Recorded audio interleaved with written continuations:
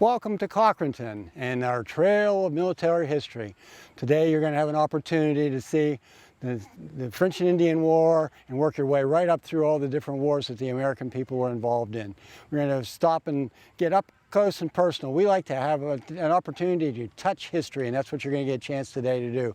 Talk to the reenactors, tell them your stories, and also look at what the armaments and how each war was fought. So this is going to be an afternoon that you won't forget.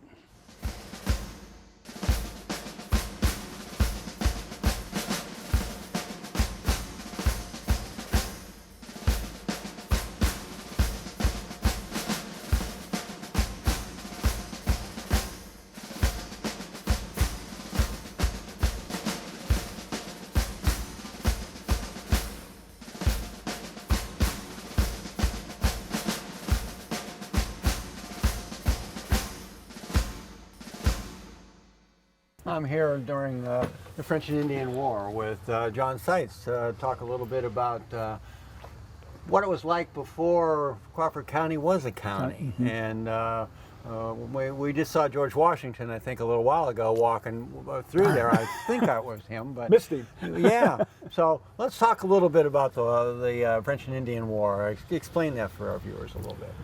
Okay, during that time period, especially around here, this would have been very heavily wooded. The largest population would have been Native Americans, with just a few families or individuals coming through the area to trap. But during that time period, also the British kind of claimed this part of Pennsylvania. The French were basically starting to come in from Lake Erie, working their way down toward what we know today as Pittsburgh. And so the British decided they just wanted to get the French out. So that's when they sent George Washington, who was a British officer at the time. He came up to Fort LaBeouf and, make a long story short, told the French to get out, and the French said no.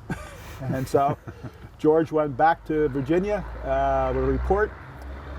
And then later on, George came back up with a small group of militia, and technically skirmish occurred, and the French and Indian War began. There you go. And technically, I guess they classify it, when you look at the European part of it, it would have been the very first World War. Wow. Wow. Yeah.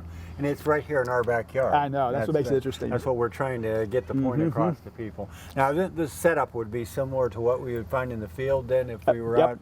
Yep. Basically, a little bit more, I'm going to say, ritzy, you might say. Okay. Because they would have been carrying the bare minimum. Okay. But when the families started coming out, because some of the reasons for coming out, I think, even when the British took over, I guess, or the French, when they took over what we call Fort Duquesne, the British were building something there, but they had to bring families out, and I think they had to be there for a while, but they never got it completed before the French came in. I see. So sometimes it was important to get families out there just really to claim the area. Okay. So then if we were going to settle and stay here, we would build something more like a log structure that would be here, so that would be more secure for us. Right. Or they would call some of them a place of refuge. Okay. And a lot of times it could have been just a farmhouse, but what made it unique was made out of stone. I see. And so it was harder to burn down. Yeah, most definitely, yeah. But Native Americans did know how to get into those things. So this time period then is kind of a precursor to the American Revolution then. Right. Matter of fact, if the stories are correct, after the Braddock's defeat, George actually seemed to have written home and was very surprised how the British Army could have been defeated by technically an Aboriginal group. Really? And we think Braddock's defeat started to get that notion in George's mind that the British can be defeated. And we just wondered, that was starting the ball rolling in his mind. So it's kind of interesting time period. Good, good. Well, we thank you for stopping by for lunch. Good. All right, and we're going to move on. So. Now you're going to go out and shoot another deer. Thank you. You're welcome. Probably one of my favorite areas is the Civil War. Of course, the Pennsylvania Bucktails, we had a group from Company H down here, and these guys are from Company C. So John Tandy's going to tell us a little bit about the Bucktails in the Civil War era. Okay, Bucktails was mustered in August of 1862 in the Diamond Park in Meadville. The 150th bucktails were. And they served till 18... You're putting me on the spot here. 1865 in the spring, I believe, 1865. Yeah, they finished up about June, I believe. They mustered out. They were standing guard duty in Elmira, New York, at the Confederate POW camp in Elmira. 4 companies from Crawford County. The other companies, there was always 10 companies in a regiment. The other 6 companies came from out east. But, well, it's something of interest. Company K was appointed as the Lincoln Guards.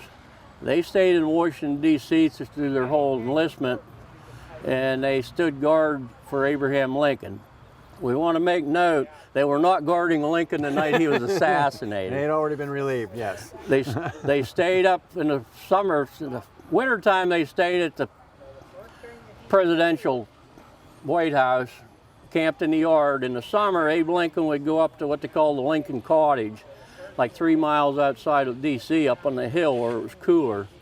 They would camp up there in the yard of the Lincoln Cottage, and they said Abe would always come out in the evening when Mary, especially when Mary wasn't home, Abe would come out and hang out with the soldiers and tell stories and tell jokes and whatnot. So he actually liked to hang out with the soldiers.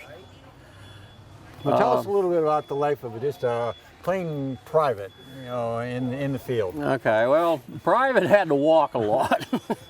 That was infantry. That meant you walked everywhere. This would be a 2-man dog tent. Everybody carried a half of a tent. You would button them together at night, and 2 of you would sleep in that. Next morning, you'd unbutton them. Everybody'd put their half in their pack. You walk 20 miles and do it all over again. This is some of the personal items you'd be carrying. It's a little bit of foodstuffs, picture of my mother, you know, wallet, whatnots. You'd have carried a cartridge box, carried your bullets in, cap pouch, carried your percussion caps in, bayonet, a haversack that you would have carried your personal effects in, of course your canteen, and a knapsack on your back. And then you would have carried a 9.5-pound musket along with all that, wearing a wool coat and wool pants and a wool hat. This is actually an original. This was made in 1846. This is a model 1842 Springfield 69 caliber smoothbore musket with a bayonet on it. They were still using these early half of the war probably, they were still using the smoothbores. And as manufacturing went up, they was issued rifled Enfield muskets imported from England that shot a lot farther. And once the United States imported like 1 million of these were pretty widespread. Show us how you can load and describe that sequence for us. To load this, say I'll use him too. Cartridge box, cartridges are in the cartridge box. You'd reach in, pull out 1 cartridge. It's a paper cartridge and it has gunpowder and a bullet in it. You'd have to put that in your mouth. You had to have 4 opposed teeth in the front of your mouth. You'd tear that, and then you always spit the paper out, but that's not in the manual. You dump the powder in, you start the bullet in, which for this gun's a 58 caliber mini ball, 500 grain mini ball. You would start that in there. Have to remove the ram cartridge, pull rammer, replace rammer, put up like this, reach in my cap pouch and take out a single percussion cap, place it on the cone of the musket. The gun is ready to fire 1 time. At the command it would be, company ready, aim, you cock the gun, you'd aim the gun, fire, boom, recover arms, load, and do that all again. Of course, while you're doing that, you're being shot at too, which is unpleasant. And how many times could you do that in a minute? They claim a well-trained soldier could do this 3 times a minute. That is really fast. We've had contests around there camp. you go, sure. A minute, like a minute 12 is the best I've ever done. Okay. I've seen guys do it, but they're going so quick, and then you drop caps, and then you're just out. And like you said, you're in a line and somebody's shooting Yeah. at you. So, We're standing shoulder to shoulder like this. So, a guy right behind me shooting over my shoulder. Unfortunately, if I get shot, it's probably going to go through me and hit him also. They flatten out. They flatten out really big. This come out of a stump, but that could have come out of a human body too, I suppose. But that happened to come out of a stump. But they flatten out tremendously and cause a tremendous amount of damage. okay. Thank you for sharing that a little bit with us. We You're always welcome. like to take care of our bucktails because we feel the Cockerton connection there also. As he mentioned, there are several members of Company K which are visited or which are buried in the Cockerton Cemetery, where Abraham Lincoln scarred. Well, I've been to the Lincoln Cottage. It's actually pretty neat. Pretty neat. Yeah, I And think so. there's a little league field right outside there. They named the Bucktail Field. Oh, there you go. There you go. I've seen it. Well, thank you for your time today, and thanks for coming to us. Yeah, you're welcome.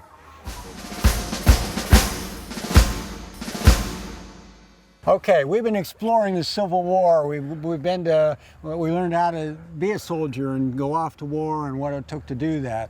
Unfortunately, found out that, you know, sometimes they shoot at you and sometimes they hit you. And when they do, sometimes if you're not dead, we have to see if we can keep you alive. So this is a recreation of the field hospital, and as you can see, they've tidied up since I got here. So we're going to introduce our surgeon here today. Yes. So, name's Bob Maddox, and I'm 150th Bucktail, and yet you're at a Civil War field hospital. So, you want me to go Go on? ahead. Just tell us a little bit what the field surgeon would do here. What would happen is you're on a battle line, and there would be a aid center, which they called a triage center, about 150 yards off of the main battle line. Mm-hmm. That would be run by an assistant surgeon. The assistant surgeon, the soldiers would come in wounded, and the assistant surgeon would be in charge of the triage of them.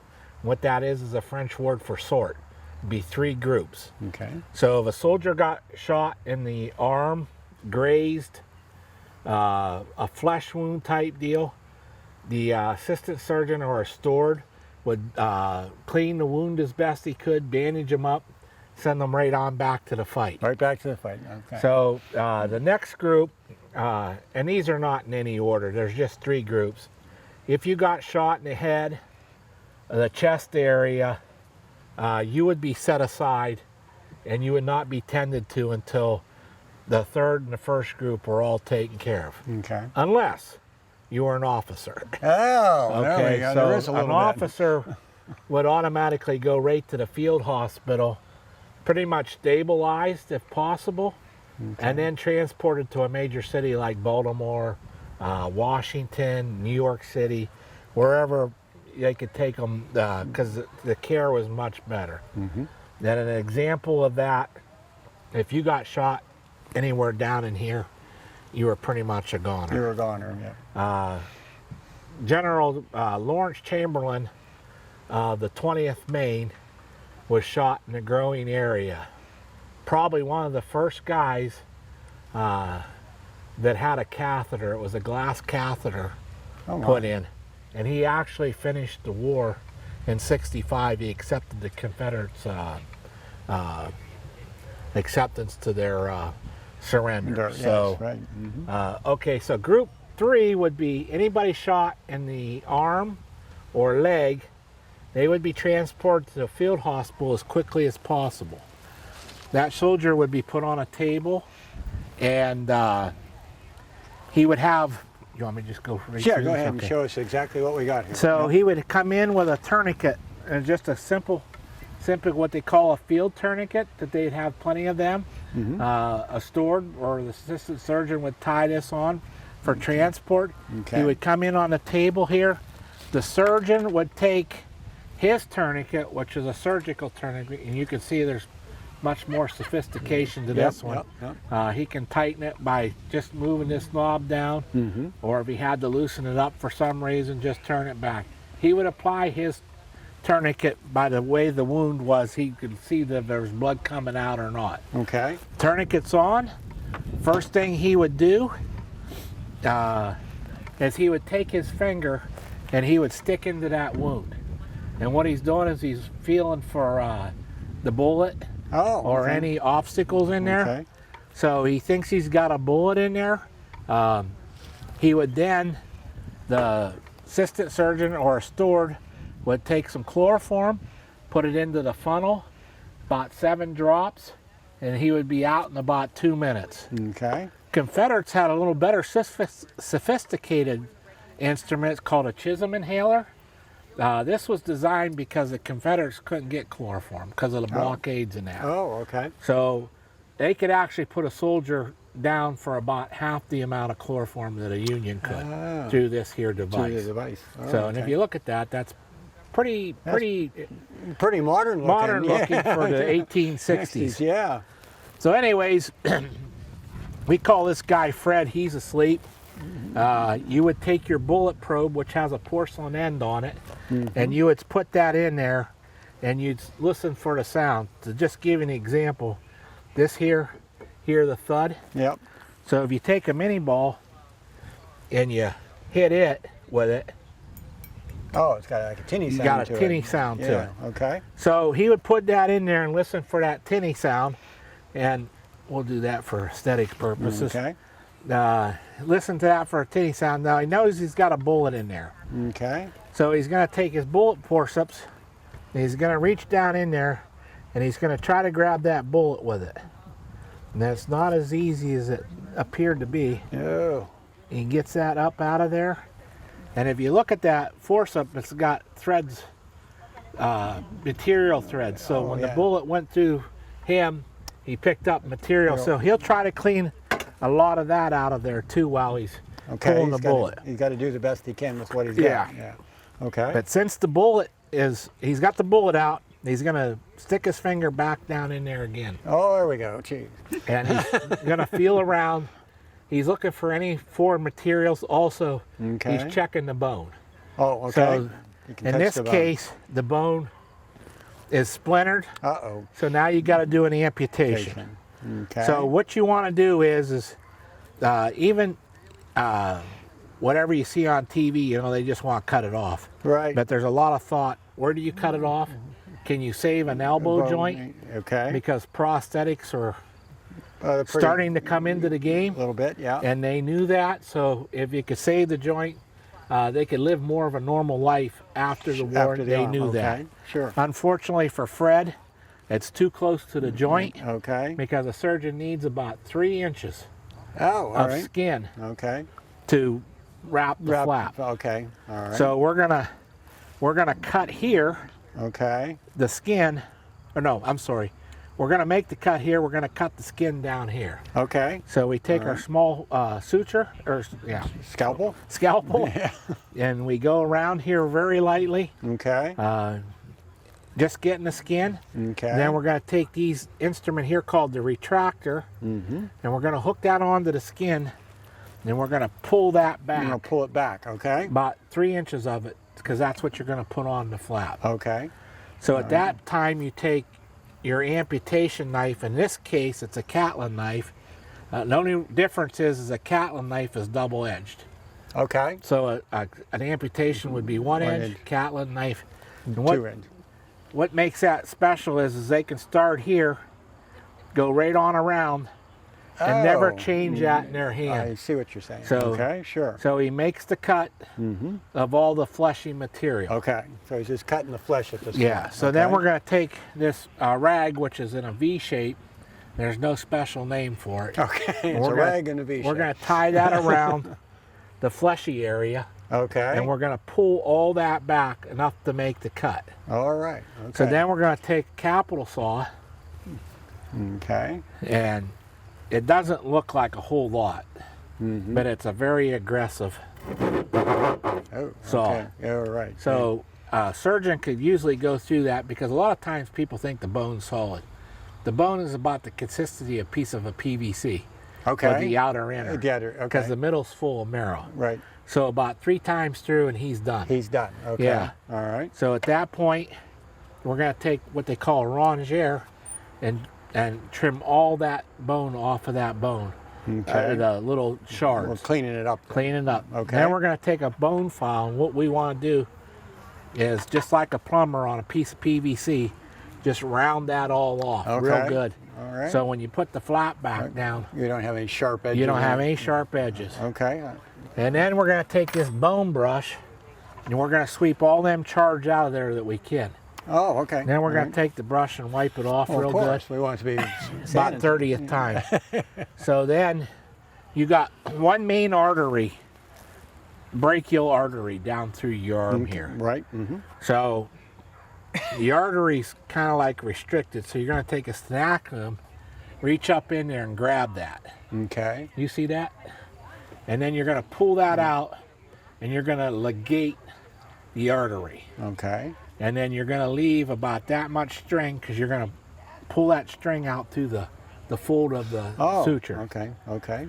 So we got all that done, and then we're going to take it and we're going to pull that flap. And you flap, there's a couple different ways they did this, but the most one is like a duck's beak, or Okay. yeah, like an angle there, and then they just flip it over Okay. and suture it in a nice round. Over. Yeah. Okay. So then we're going to take some lint, and we're going to get a heavy dose of opium. Opium. Good. So, and we're going to pack that wound Okay. with it for the pain and bandage it up. We'll release the tourniquet, Good. Okay. make sure we have no bleeding, and the string coming out. So as he's healing and you apply the opium will shrink that vessel. Oh. Okay. So if okay. it gets shrunk too much, Okay, he we can can tug that a little bit and tighten that Tighten up. it up. Okay. As the vessel heals, the string will just come right off. I see. Okay. So they won't have to open the We'll arm open it back up to again. get Yep. the suture. Okay. So then we hope he wakes back up again. So this, he got the steward or the assistant surgeon, they eyeball. Okay. So the average size of a Civil War soldier back then was about 140 to 150 pounds. Okay. And they were about 5'5", 5'6". They're not really big guys. Right. So he would eyeball that to judge what kind of chloroform, Or how much to use. Okay. And probably, you had about 15 minutes from start to finish. To do all this. The good surgeon would be done in probably 10 to 12 minutes. Okay. So So now after we've done the amputation or whatever, so what's the next step for our soldier? So, what happens to him next? if he's early, Okay. he might get a place in a house or a barn. Okay. He came in hours afterwards, he's probably going to be placed right on the grass. Okay. No cot, Just lay him down. laying down. Okay. But one of the things the Union Army did very well, because they had a good rail system and a good waterways. Wherever these battles, they could move these men to the bigger cities Okay. very quickly. Quickly. Okay. The ones who were able to move, they moved. Okay. So they did do some things very right. There's some things that were just out of their control that they couldn't do. Sure. Sure. But- sure. Yeah. So it's a primitive setup at best. This is And- a permanent setup. Yeah. Everything that you see here in this box, except for that saw, if you went to Meatville Medical Center today, You could you still- would see the same thing. Still find those. Okay. Just they'd use a power saw. Okay. And it'd be a very, very much cleaner environment. most definitely. You know? We I understand mean, you that, wouldn't see yeah. any wooden handles. It'd all be stainless steel. Sure. Sure. You know, something that they could sterilize Okay. real well. Okay. So, So, pretty primitive, but Yeah. at least we saved some lives. right. and amputations were better than Right. anything. Early on war amputations, you probably had a 35 to 40% chance of living. That's in the 60s. Okay. After Letterman took over and redevised the way the Union did things, that rate increased to 75 to 80%. Wow. Yeah. So some of the special things that he did, like he made an ambulance corps to get the guys off the field quicker. Specialized surgeons. Okay. Like if you were really good amputating an arm, you were getting a lot of arms. that was If your you were job, good at yeah. legs, Yeah. if you were one of the better guys that could do head wounds or stomach wounds, you would get them. Okay. So yeah, that was Okay. his contribution was he actually brought the triage system in, Okay. which is still used today. Yeah, I was going to say that's Yeah. similar, or even Yeah. disasters and Right, stuff. You still right. hear about that. Right. I guess we have to draw attention to, the overflow that has to Right, go right. out, and it probably just goes out back and gets dumped in a pile. They or actually whatever. buried them. Did they? Okay. They buried them. A lot of times families, Would come and claim. because of Christian beliefs of burial of whole bodies, Oh, I see. So, would try to get the whole. whole, so they could. So when they buried him, if he died, they'd have they everything, could bury a whole body whole body, together. Understand? So Yeah. that didn't happen a whole lot, but they tried. They tried. Right. So Well, one of the more interesting things that we don't think so much about when we talk Civil War, we talk about battles and we talk about guns and Right, stuff. right. So this is an interesting topic that was very, very important to the Civil and War. so very real. I And mean, most some of these definitely. guys' contribution. I can only imagine asking somebody to work not only 12 hours but 24 hours doing or that. 36 hours straight, Yeah, doing that. and doing the same thing over and over again. Yeah. I don't even know that would be accepted today. I don't think so. So, Well, yeah. thank you for sharing Yeah, with yeah. us. We appreciate you guys for being here and giving us another glimpse of something No we problem. can't find in a textbook somewhere.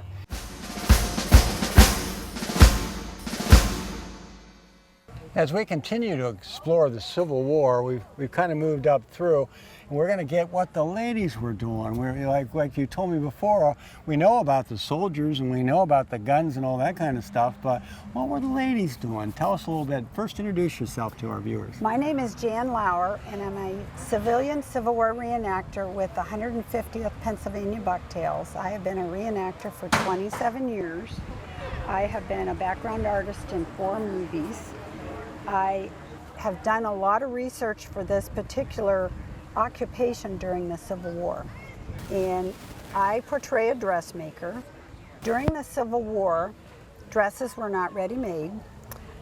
You either made the dress yourself or Okay. you went to a dressmaker.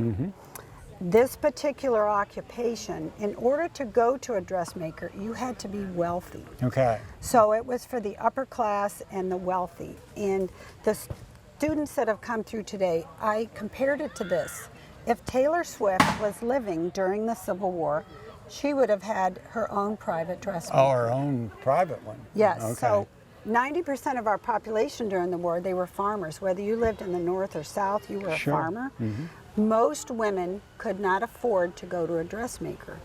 They would have only owned 4 dresses. But the women that could afford to go to a dressmaker, maybe their husbands owned a factory here in the north, Okay. maybe they owned a railroad, maybe they owned a shipyard. In the south, maybe they owned a textile mill, or they were planters. Oh, okay. Planters were rich men in those days. Maybe they owned a plantation. So those are the women that would have been able to go to a dressmaker. Okay. Dressmaking, though, was seasonal. And what that means,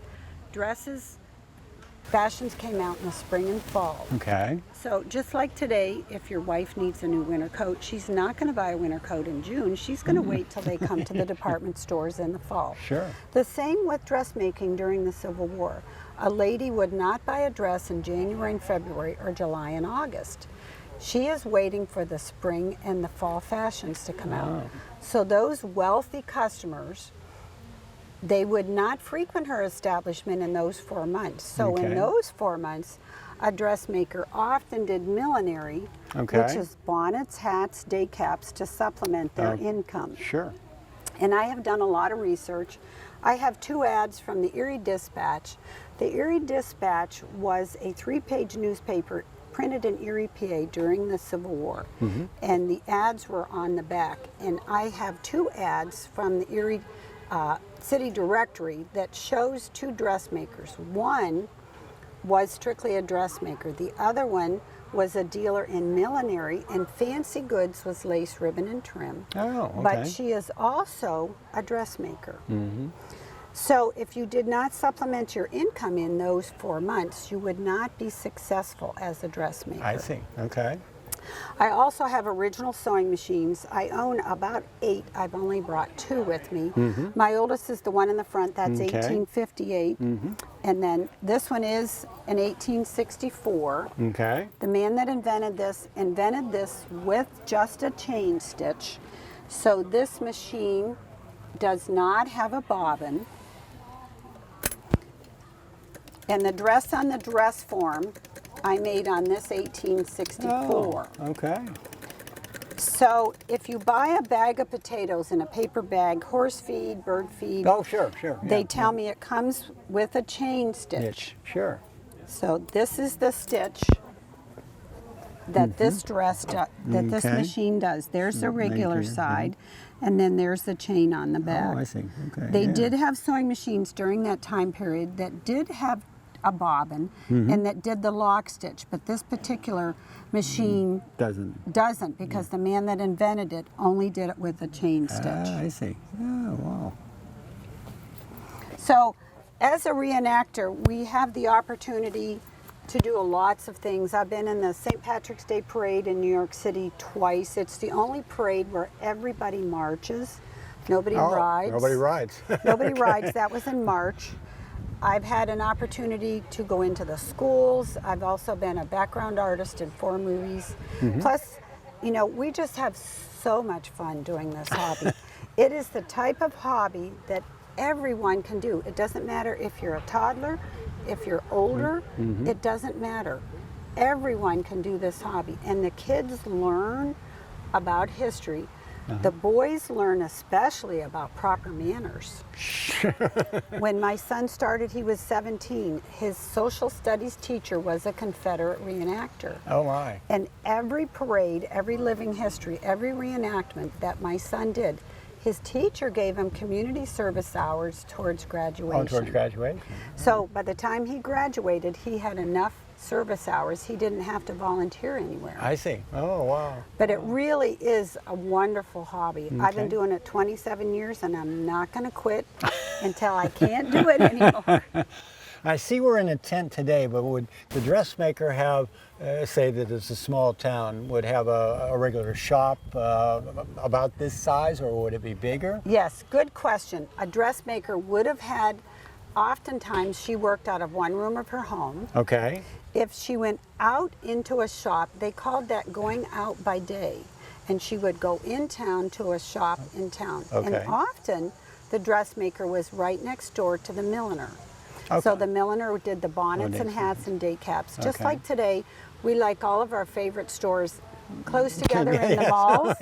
They did too. So the dressmaker, if she had a shop in town, she would be right next door to the milliner. But good question. Very clear.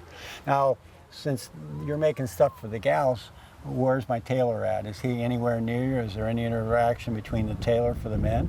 Yes, really good question. A lot of women learned their dressmaking skills from their fathers who were tailors. Tailors, okay. And actually, some of the dressmakers actually helped the Union Army. A lot of women worked as seamstresses out of their home. Now, a seamstress is not as highly skilled as a dressmaker. Okay. So the Union Army hired seamstresses to work out of their home. They called them, quote, outworkers to sew uniforms. Okay. So some of the dressmakers did help the Union Army. I see. Oh, good. Well, fascinating. See, there, we all learned something. I know I did. Well, that's great. Fantastic. Well, That's what it's we've- all about, isn't it? That's what it's all about. And when I learned about the Civil War, I just learned about the battles, but I Yep. wanted to know, what were the women doing? They were actually doing the same thing we were. They Sure. were holding sanitary fairs. They were Yep. selling things door to door. They were sending canned goods. It was the first time some of the soldiers ever had a canned good. Okay. They were sending letter writing materials. They were knitting socks, sending blankets to the soldiers. Sure. Just like today when our men were in Afghanistan, we were We're sending them phone cards, Doing the same thing? doing the same thing. Yeah. Fascinating. Thanks, Jan. Oh, you're welcome. It's a pleasure. Sure.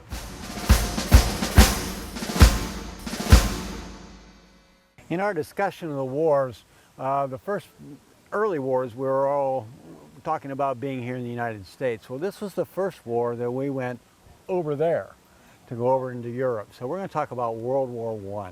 And I can see the Keystone Division, we're all, Pennsylvanians here, we're all well aware of that. So Mel Caspy's going to talk a little bit about what World War I was and the role of our doughboys. Mostly the equipment here I have is original equipment that they would have used, had been issued. They were sent over in April of 1917, and well, they were equipped, and the first units over mostly were National Guard, so you'll find the 28th Division and other National Guard units were the first ones over, and they would have been going with the weapons that they were issued mostly from the Spanish-American War, which would have been the 30-40 Craig rifle and bayonet, and the Eddystone, which was as new of a rifle as they could at that point in time. The troops that went over later that had been trained after the war had been declared would have been issued the 1903 Springfield, which is more commonly known for World War I. Their basic equipment would have been like, aside from the clothing and stuff, they had a trench mirror, which was a polished piece of metal that they would hang from a tent or a tree branch. And they didn't have safety razors. They would have used the old-fashioned straight razor for shaving. Now you mentioned a little bit about trench. Let's talk a little bit about it. It was a different kind of war. Tell us a little bit about trench warfare. Trench warfare was when the Germans had come across and they were almost to Paris, and the French and British had gone to stop them. They got out into an area about 30 miles from Paris, and they started digging trenches because they had learned that from the American Civil War, from advisors that had been over during the Civil War. They found that it was very effective way of stopping the enemy by drawing the line. So you ended up with the Germans in like a 30 or 40 mile long trench and maybe 100 yards across from the British and French. And the war became a stalemate. And they would try to break the stalemate by pushing the Germans and or the British out of their trenches by making attacks across what they called no man's land, because no man could claim that area between as their own because they didn't really occupy it. So their intentions were to make a mass wave attack across, after they had been shelled for a day, and try to push the enemy out of the trenches and or kill them. They would often they usually had a long 16-inch bayonet so that as they come up to the trenches, they could reach down into the trench and bayonet the enemy without having to go jump into the trench or before they would jump into the trench. There was a lot of use of mustard gas and nerve agents and stuff. Everyone was given a gas mask, and that consisted of a metal canister filled with filtering agents, cloths and cottons and such, with holes at the bottom. So when you would don this, you put this on, straps over, and you'd have a simple snorkel tube, like on a swimming snorkel. That's funny. Yeah. In your mouth, and that's what you breathe through. You breathe through the bag, which acted as partially as a filter, through the filter and up in.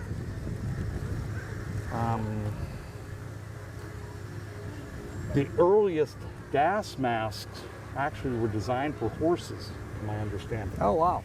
And because prior to the actually coming up with a gas mask, because they hadn't encountered gas before, the initial gas mask was taking a cloth, urinating on it, Okay. and wrapping that around your face. And it's better to breathe through pee than to not breathe at all. I guess so. Yeah, So really. then they quickly developed the Developed gas something. mask, and that became the forerunner. But the first gas mask that they actually came out with was for horses, to my understanding. But A little bit about the other uniform, your rest of your uniform there a little bit. they had the green wool uniform, which is more of a winter uniform, Okay. designed for cooler weather. And they also had the cotton herringbone twill type uniform for summer, a little bit cooler. But as you can see, this uniform was very small. Very small. Yes, I guess Those so. guys were very small. I'm not a big guy, I'm only 5'7", so to give you an idea how small those kids were I guess. that they were running across there. You had officers' uniforms, which were sometimes they were the same, but sometimes they were a little bit different Little bit color, heavier, yeah. and they have a more of a British style Oh, okay. look Soft cap. to them, Yeah. to give them Show more us, of a show us your helmet here a identification. little bit. Yep. The helmets, a lot of the units would, the Americans had the liner strap. It was a single shell. It wasn't a two-piece like World War II. A lot of units would put their unit You know. division patch on it to identify them. They were the pride in it. Show us your backpack there. Yeah. The backpack was generally just, it was a haversack with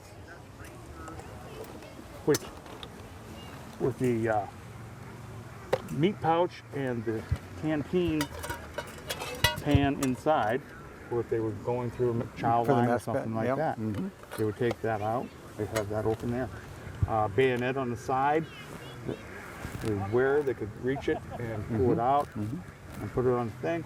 A key handle shovel for digging, Right. and trenching inside. Now you had a canteen and cup on the outside. Ammunition pouches where stripper clips would go inside each one. Okay. They could pull, Just open pull it this out up, and yep. pull it out, Slap slide it it in down again. on top Yep. of the rifle. Okay. First aid pouch. Well, basically, this is your foot locker on your back. Yes. Yeah. So it's all your inside, stuff. Yeah. They would carry their extra clothes, socks, shirts, shaving equipment, stuff like that. But this has to, in order to get to this, to open this up, you have to undo that strap. Oh This my. opens up, Yeah, you got quite a. and then these buckles, so the whole thing opens up like a big envelope. Oh, there we go. Then you dig out, then you'd have to fold and wrap everything back up to put it on your pack. They later came out with a musette bag, which is more like the Boy Scout backpack. Okay. Be more familiar in World War II, which had its a flap on the back, and they could Just put stuff in and They out. could just Yeah. Yeah. undo a flap, reach inside to get it. Okay. A little bit about your quarters. They would, on the bottom of the pack, there would have an extender, and you would wrap your shelter half. Each man would be issued one half. It's like the Civil War. tent. Then you're carrying half. Yeah. And then you would buddy up with somebody, anybody that would have another one you could bunk with, Right. and it was called the buddy system back then. You would button them together, and you'd have a tent, one tent, then complete tent for two people. Okay. Each would sleep under half. Okay. Because And a lot of no- times one guy would be on guard duty, and Sure. And a blanket or something like that would be probably your only covering to take along with you. because you might have the blanket wrapped around the shoulder half, so you would implement that as a lot of the buddy system Let's incorporated. have you come around here so we can show your legs and everything to kind of show. I think that's a little different the way you're uniformed here. So you can explain a little bit about those. Right. They used a lot of of the leg wrap, which is a long strap of wool with a strap to it, and you would simply wrap it around there to protect the cuffs of your pants from briars and rocks and stuff. Otherwise, the pants would deteriorate. Sure, most quickly. definitely, yeah. They then developed a canvas legging that would wrap around like such and hook through these hooks that more people are more familiar with World War II. You see that World War II more, yes. So and that would go on around the leg Yeah. and such. Yeah. Protect the uniform and make it last longer. Okay. That's what I know for now. Well, that's good. No, it shows us the differences in each one of the wars that we come up through, how the equipment changed. Although this probably was state of the art at the time Yes, in it was. comparison to what everyone else had, and to have everything that's original, which is even a value to other generations to actually see what it actually looked like. So we thank you for coming, and we appreciate your sharing a little bit about the war with us. Thank you for coming.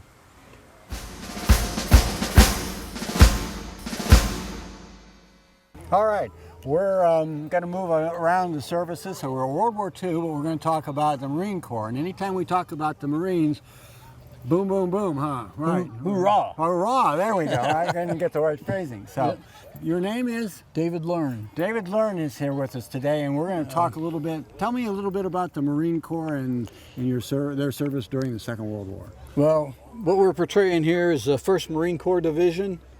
They were the first troops that went into Guadalcanal in 1942, August 7th, 1942. So we're in the Pacific now. We We're were in in the- Europe with yep. the other group. We're in the This is Pacific all now. for in the Pacific. Okay. I had an uncle who was in the 1st Marine Combat Engineers, and he was one of the first ones in on August 7th, 1942. Wow. We are just displaying some of the equipment that they would have carried. Okay. When the Marines first went into Guadalcanal, they wore the World War I helmets, Okay. or they wore the M1 helmet without a cover. They just without the cover on it. Okay. They never got the covers until 43. Okay. The 2nd Marines got them when they went into Bougainville. Okay. But we're representing the 1st Marine Corps.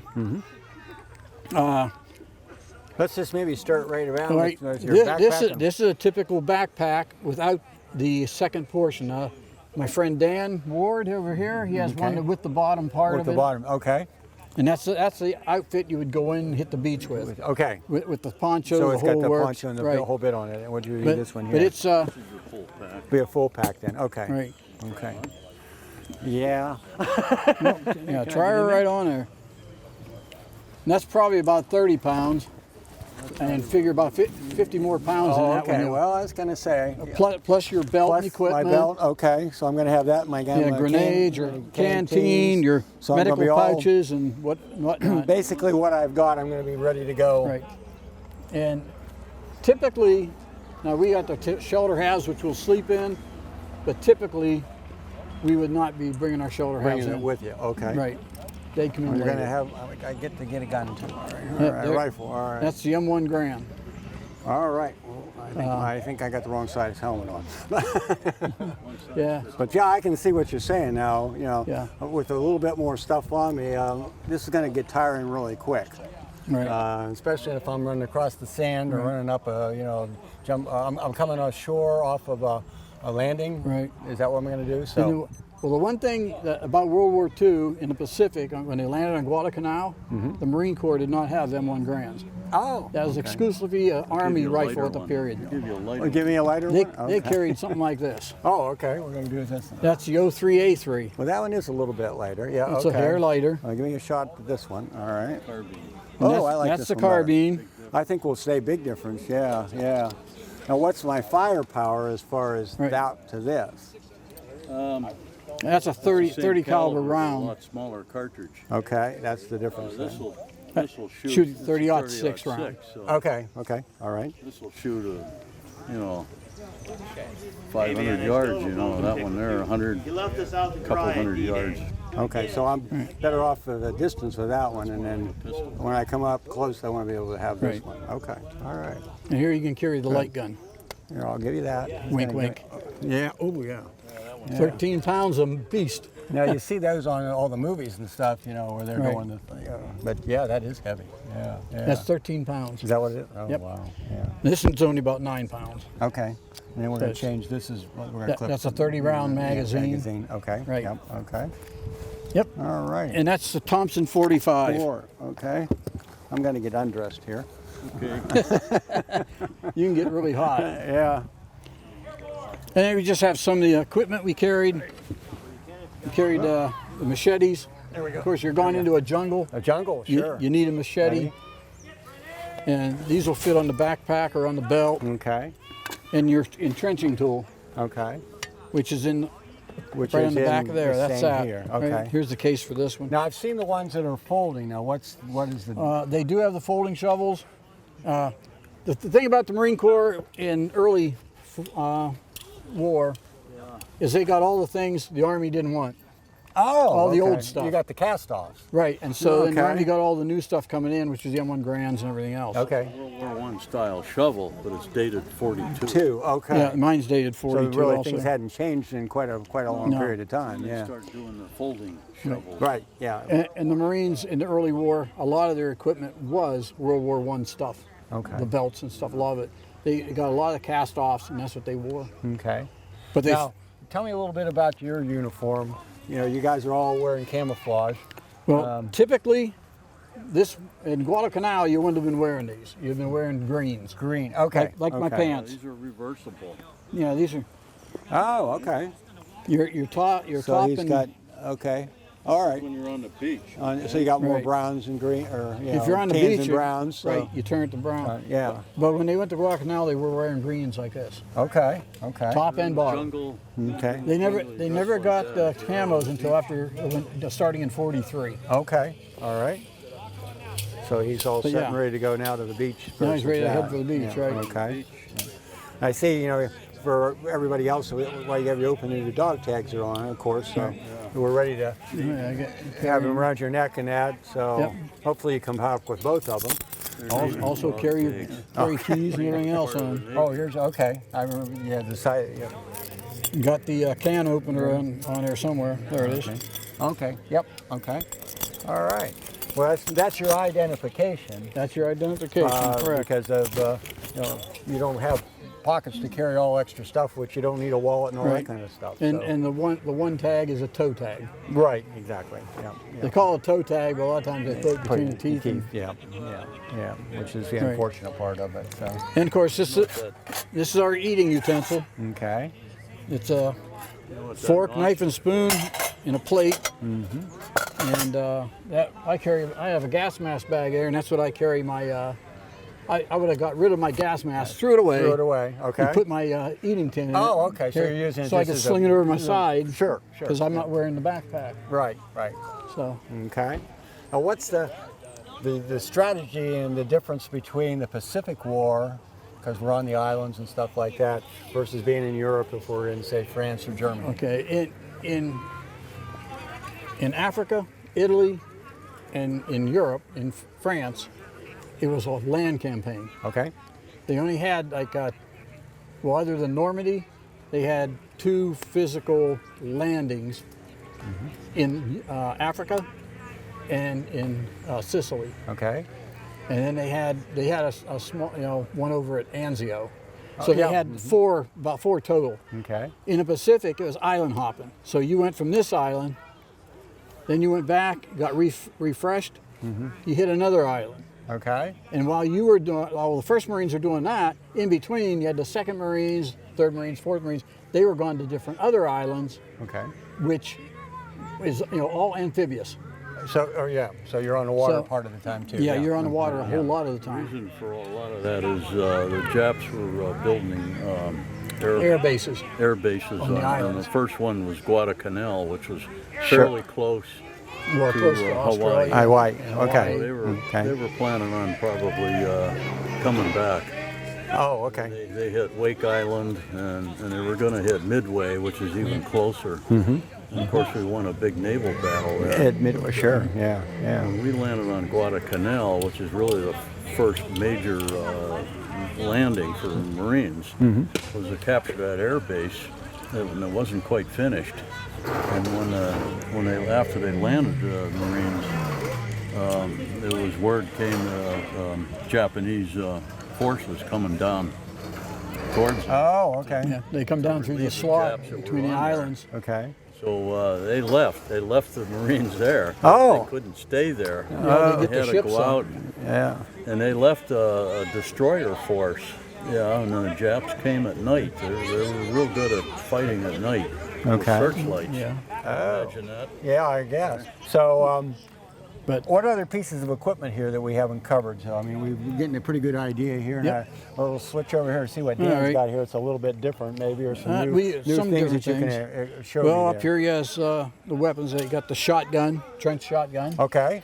Okay. and Well, I see you've got a grenade on you, and then Right. we've got one there. It's got a handle. Tell me a little bit about the difference between the two of them. well, this is the same. That's just a typical Okay. hand grenade. Okay. Full within about 50 feet, 50 feet. Okay. And foot radius. Okay. Oh, okay. Yeah, the yellow okay. band is high explosive. You see a yellow band on a grenade, it's high explosive. Which means. It's a high Oh, explosive. okay. As they have different ones that have different colors. Like there's a blue ring, it's a dummy. The muzzle here. Oh, okay. Okay. This goes on the end of that rifle. This fits down over that.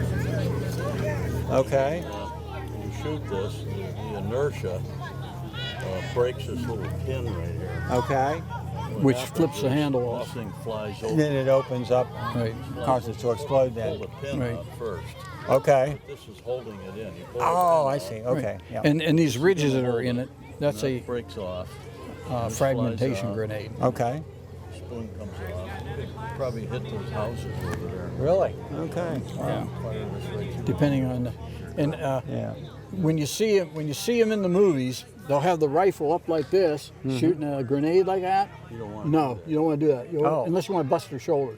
Oh. You would get down like this and put it against the ground And shoot it that and way. aim it and shoot it that Ah, way. okay. Yeah. Because that kicks. It kicks the concussion of it. Yeah. It's anti-tank.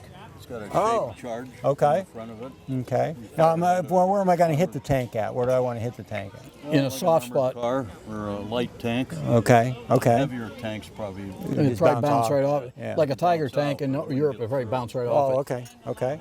Yep. Parachute flare. Okay. Fire that up and then Yeah, you shoot, those are the ones where you see in the movies at nighttime. Oh, yeah. They okay. shoot a flare up Flare and up it where lights up everything. lights everything That's up? what that one's Okay. for. Okay. Japanese grenade. I've never saw one of those. Yeah, they're pretty deadly. Really? Oh, yeah. As big as I still see, That's they have it so it fragments, so it's similar Yeah. to the other. Yeah. We like to call them suicide grenades. That's the Oh. ones they'd pull the pin and go like this and hold it, Oh, okay. hide it, and then when the Marines come up, they'd leave go, and blow up the blow Marines, every- plus themselves. Plus themselves, yeah. Right. Oh, yeah. They were fanatical. You know, wire cutters. Okay, sure. Yeah, that's what I got here. I see different sizes of knives and different, well, I'm sure, They still make this now. It's called Sportsman's Pal.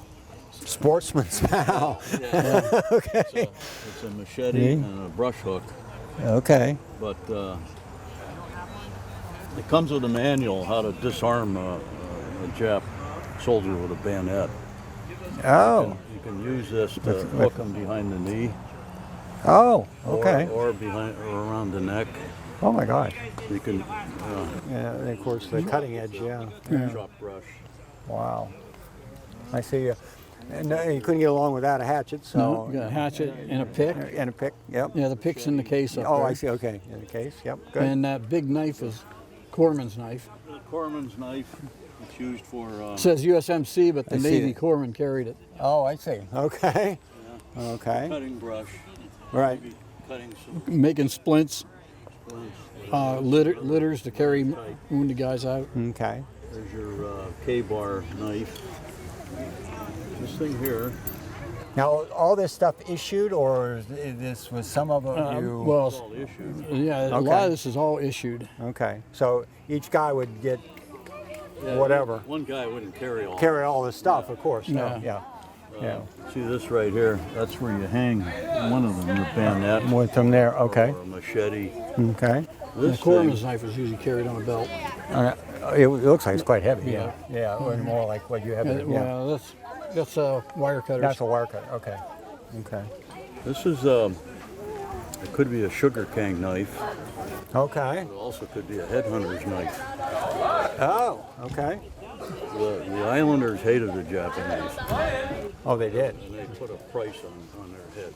Oh. And they would go out and they would ambush Jap patrols. And they'd use Use that as a. that knife. Oh my God. This is a very significant knife I see that. because somebody carved this. I see that as yeah. That, You know what it says? It's hard to make out. It says Leyte, Yep. Leyte, Okay. Right. victory. Oh. There was a huge naval battle just before MacArthur Came back to landed on the Philippines. Philippines. Okay. And the Americans were victorious with that naval battle and Okay. enabled MacArthur to land on the Philippines. Sure. afterwards. And somebody carved So this is probably a probably an island. real souvenir then. Right. Yeah, somebody Oh, would have. somebody, brought it back Quite. Be, Dan fell into it. yeah. You were lucky to be there and pick Yeah. that one up. Yeah. But mostly what you see here is the typical stuff that Yeah. a unit would carry with them when Okay. they went into battle. Okay. Well, great. We appreciate you being here with us today and sharing a little bit by the Marines and letting me be a Marine here for a couple minutes. So that was fun. So, what's the difference? The soft hat or the Sun helmet. sun helmet? Yeah. Pith okay. helmet. On Wake Island, they wore these. You also wore that other style of helmet. And then I wore the soft cap like you have on. Right. Yeah. Okay. Marines, When you're fighting though, you got your helmet on. Helmet on. Sure. Yeah. Marines also had the regulation helmet with this cover, and a lot of times they weren't issued these in the beginning. Yeah. That's Yeah, they mostly had to. with the Kelly little helmet. older one style. Yeah. Yeah. Like I said, they got a lot of stuff They were left cheap. over from World War One. But anyway, Well, thanks, guys, that's- we appreciate you being with us, and we hope that Well, a lot of it- people stop by and that you can share a lot of this with you. it's a pleasure to bring stuff out and teach children because they need to know our history. They sure and, do. And best way to do it is hands-on stuff. Yeah, I mean, yeah.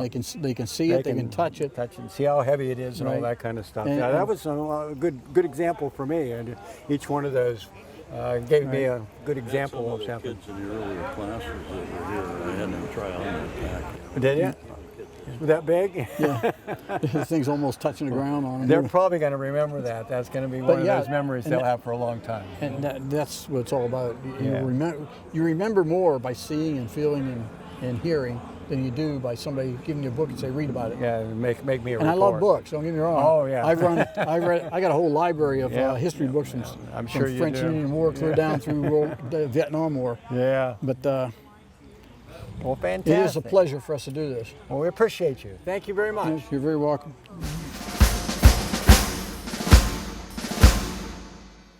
Well, we're going to explore the other side, well, if you're an American, the other side of World War II. And of course, we all know we fought the Germans. And Yes. So we're going to talk a little bit about what life was like for them and how their equipment was a little bit different because of their technology. So Very we have you with you today. Introduce yourself to our audience. Tony Troutman. This is Tony Troutman, and tell us a little bit about the German soldier of World War II. Well, the German soldier of World War II, contrary to the American and British soldiers, pretty much marched to every battle they were in. I mean, sometimes they got to train, but most of the time they marched. So all the way up in through Russia, wherever they got to, there was boots on the ground the whole time. There you go. The main difference between the German equipment and the American equipment is they had a bolt-action rifle through the entire war. That was their main sidearm, was bolt-action rifle. The Americans had bolt-action rifles to start out World War II, but then they went to the M1 Garand, so that you have 8 shots, semi-automatic. Right. The Germans had the MP40 instead of the Thompson. It was 9mm, which the British made their Sten gun in 9mm so they could use captured German rounds. Oh, there you go. The Germans came out with this, which I'm sure looks very familiar to everyone that knows an AK-47. Yeah. This is the world's first actual assault rifle. It was made in 7.62 Kurz, which is a 8mm shortened down. So it's actually an 8mm rifle, but the caliber is the same, but the shells are smaller. I see. And this is the actual first gun that actually went into mass production, was this gun. And they had quite a few of them at the Battle of the Bulge and so on. This is your gas mask canister, same as the British guys had, or the Americans. This is a World War I German gas mask. Oh, there you go. This is your shovel, which they would have to use to dig the latrine, dig a hole, or Now, if... it's a little bit different than the Americans, where it Yes. flipped over. Right, it was all one piece. The yeah. Germans actually had the flip-over shovel before the Americans had the flip-over shovel. Oh, okay. Because they issued those for quite a while, and then they found out it was the labor and the cost and time was too much. This was much easier to make. It was a simple process, and they're shorter also, so they were less Easier to carry. hanging around. Sure. And of course, you'd have your bayonet. This is your soul book, which would be your pay record. Oh, okay. And then there's also inside, there's uniform issuance and all kinds of It's other like your information. stuff, yeah. This is kind of like your passport, Okay. sort of. All right. Yeah. Okay. And these are the low boots, which have the hobnails on them to keep the soles from wearing out. Oh, I see. Yep. Everybody thinks they put them on there to make noise to scare people, and it will scare I was people. going to say, with a bunch of guys marching like that. I guarantee it will scare people, Yeah, but that was yeah. not the idea. Yeah. It was mainly designed to stop wear on the boots, I understand that too. Yeah. so they could keep going. Sure. This is your winter issue, which isn't much. Yeah. It's but the heavier just coat, though. Yeah. well, but it's only right up. You Oh, know, I it see. It's doesn't. not as heavy as No, it it's really not looks as heavy as you looks think heavier it than should is. be, yeah. Yeah. And then they would give you your pair of gloves, which are nothing but a pair of like burly pair of gloves. You know, they're not anything. Sure. And this would be your neck gaiter, or you can stick it over your whole head and put your Okay. helmet on. Okay. And a scarf. A scarf. That would wrap around however you wanted to wear it. They really didn't care too much about how you wore it. So as it long didn't as- work really well in the Russian winter. Not very well. They okay. captured a lot of the stuff from the Russians and wore a lot of the Russian stuff because yeah. it was designed for the temperatures they were in. Sure, sure. Okay. A couple other things here. This is the German stick grenade compared to the British grenades or the American grenades. It has this stick on it. The idea was you can throw it a lot further than the American Lobbing grenades it, or whatever, whatever. yeah. I always tell people when you were a kid and you took a stick and whittled on the end of it and put apples on it and flung them at each Oh, other. there you go, yeah. So you would unscrew this cap off the bottom. This would pop out. You pull this cord. You have 3 to 5 seconds to get rid of it, or it's going off in your hand. on you. These were made more for blast than they were for actually damaging people, where the American grenades and the British grenades were designed to take you out. I see. Later in the war, they made a sleeve that would slide over this to turn it into a fragmentation type grenade. Oh, okay, okay. I just don't have one of those with me. Sure, sure. And this would be... This would be an addition to what I'm wearing right now as far as the straps. Okay. You would attach this on there and you could carry your Oops, around this way. carry There we go. your bedroll, your mess kit, whatever you wanted to carry on this particular device. They call it the trapeze. Okay. And you could put anything extra that you wanted on there. They were general issue to most troops, but then if you certain histories you read, they were not general issue and so forth. I have no clue. This would be your mess kit, similar to the British and American. It's just a pot style. Okay. And then this would be your utensils. Oh, there you go. So you could be eating soup, and then meat, and then soup, and then meat. You didn't have to even switch hands. You didn't have to switch hands. You didn't have to do it. You didn't have two things to carry. It was only one. One more thing. That's true. And too, you could yeah. fold them up and stick them they into fit there, back in. and you're ready ready to to go. eat next time. Yeah, next time, yeah. Okay. Your accommodations behind us. Oh, Tell us yes, a little bit about yes. that. This is the style of tent the Germans would have. I'm not exactly sure about the lineage of this tent as far Okay. as if it's supposed to be actually German. You'd have cots. Okay. You could actually get 3 guys into a tent like this. Okay. It's pretty tight, but you can get 3 guys in Now there. you're not carrying this with you. It's coming. No, being this delivered. this or- would be This is like camp yeah, setup, Yeah, yeah, okay, You know, you carry everything else with you basically, but not this. That's right. Yep. Okay. Yeah, it would be like a catch-up Right. to yeah. the To be advance set up would for bring your the advance. bring Sure, those yep. sort of things. Okay. Well, This- thank you. Sure. Or you got a couple Oh, more I things? was going to say this is the World War I rifle, which they made the World War II rifle out of. Oh, okay. Oh, Basically the same rifle, except they bent the bolt I see. Okay. right yeah. here. They bent the bolt so Okay. so you could sling it easily compared Right. to the straight bolt, and they got rid of this, which is the Oh, they okay. call it the roller coaster sight, which if you look at it, it kind of looks like a roller Yeah, it coaster. does. Yeah. Yeah. They got rid of that because it was not very useful. Yep. And yeah, the Germans never threw anything away, so they always Used up whatever. used whatever they had first and then went from that. Okay. Well, we appreciate you coming Sure. and being the enemy today. Sure. But, Somebody's got to do it. That's what I always tell people. That way we can appreciate both sides Yes, of it. yes. And it was interesting to learn history on both sides of that. Yes. So thank you. Thank you.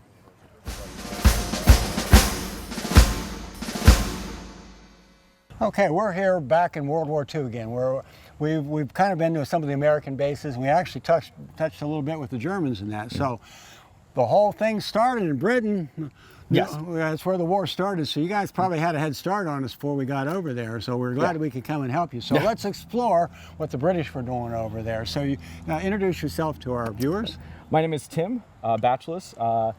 I decided to get into this year, just this year. So I decided to do British World War II impersonation. I got a rifle, and then from there it just kind of snowballed. There we go. So, and my wife is very happy. Get you out of the house a little bit more. Well, let's start with the way you're dressed. Talk a little bit about your uniform. So would be the battle dress of the day. Okay. So this is a wool uniform, Okay. all wool. So I would have my trousers and my tunic. I would have an undershirt. I would have these are called ammo boots. Okay. They are hobnail, so they have the metal on They've the got bottom. the metal on the bottom. The metal okay. on the bottom. Okay. Different from, they moved away from the putties or the wraps they would have in Okay. World War I. Right. They moved away to these anklets or gaiters. Okay. So very simple to make, and they would wrap it around. So at the bottom, so you keep all the dirt and dust, everything, Okay. rocks come out of your boots. Okay. So what we have here and here? So we have, this is the P-37 web gear. Okay. The web gear included for the standard infantry soldier. You had 2 pouches like this for ammo pouches for either Bren gun magazines or grenades or your rifle for rifle bandoliers. Okay. So that's what those pouches are for. Okay. On your so kind of the back here, Okay. this pouch right here would be for my wire cutters. It'd be right there. Okay. This pouch, this flap on the back, Okay. would be for my entrenching tool. So the Okay. head would go in the pouch, and this would slide Okay. through Through in the back. back there. Yep. Yep. Okay. And then on the other side, we would have the bayonet frog, where Okay. I would keep my spike bayonet for my rifle. Okay. All right. And then my helmet. Yep. So World War I, they would have, it was a Brody Mark I Okay. helmet, identical to what they would have in World War I. Right. From both sides, the British and the American. Mm-hmm. In World War II, they went to the Brody Mark II, which the difference is the helmet is the same shape. Okay. They would have a different insert and a different chin strap. Oh, okay. That was all the difference. That was the only difference. That was the only difference in the helmet. Okay. So, and they went to more of the nets, like to put the scrim in the camouflage. Right. Okay. Okay. So. Okay. All right. Let's move back here. First. You got to have a rifle. So Yes, tell us we little have bit a about standard rifle. So Okay. during the beginning of the war, they did not have these. They would have the Lee Enfield. It was the #1 Mark III rifle. This is the Lee Enfield #4 Mark I rifle. Okay. So commonly referred to just the #4. Okay. That's what it was called. All right. Okay. So it was still chambered in the .303 British ammo that they would use. That would be standard ammunition from before even into the late 1800s. Oh. All the okay. way through World War II. Okay. That was your standard ammunition. Okay. So it would have a 10 round, it was actually a detachable box magazine on the Okay. bottom here. Okay. All right. Right? So you'd have one of those. And now, you're carrying these in your.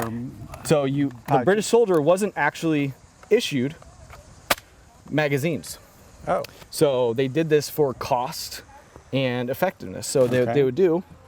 they would have charging clips Okay. with 5 rounds each.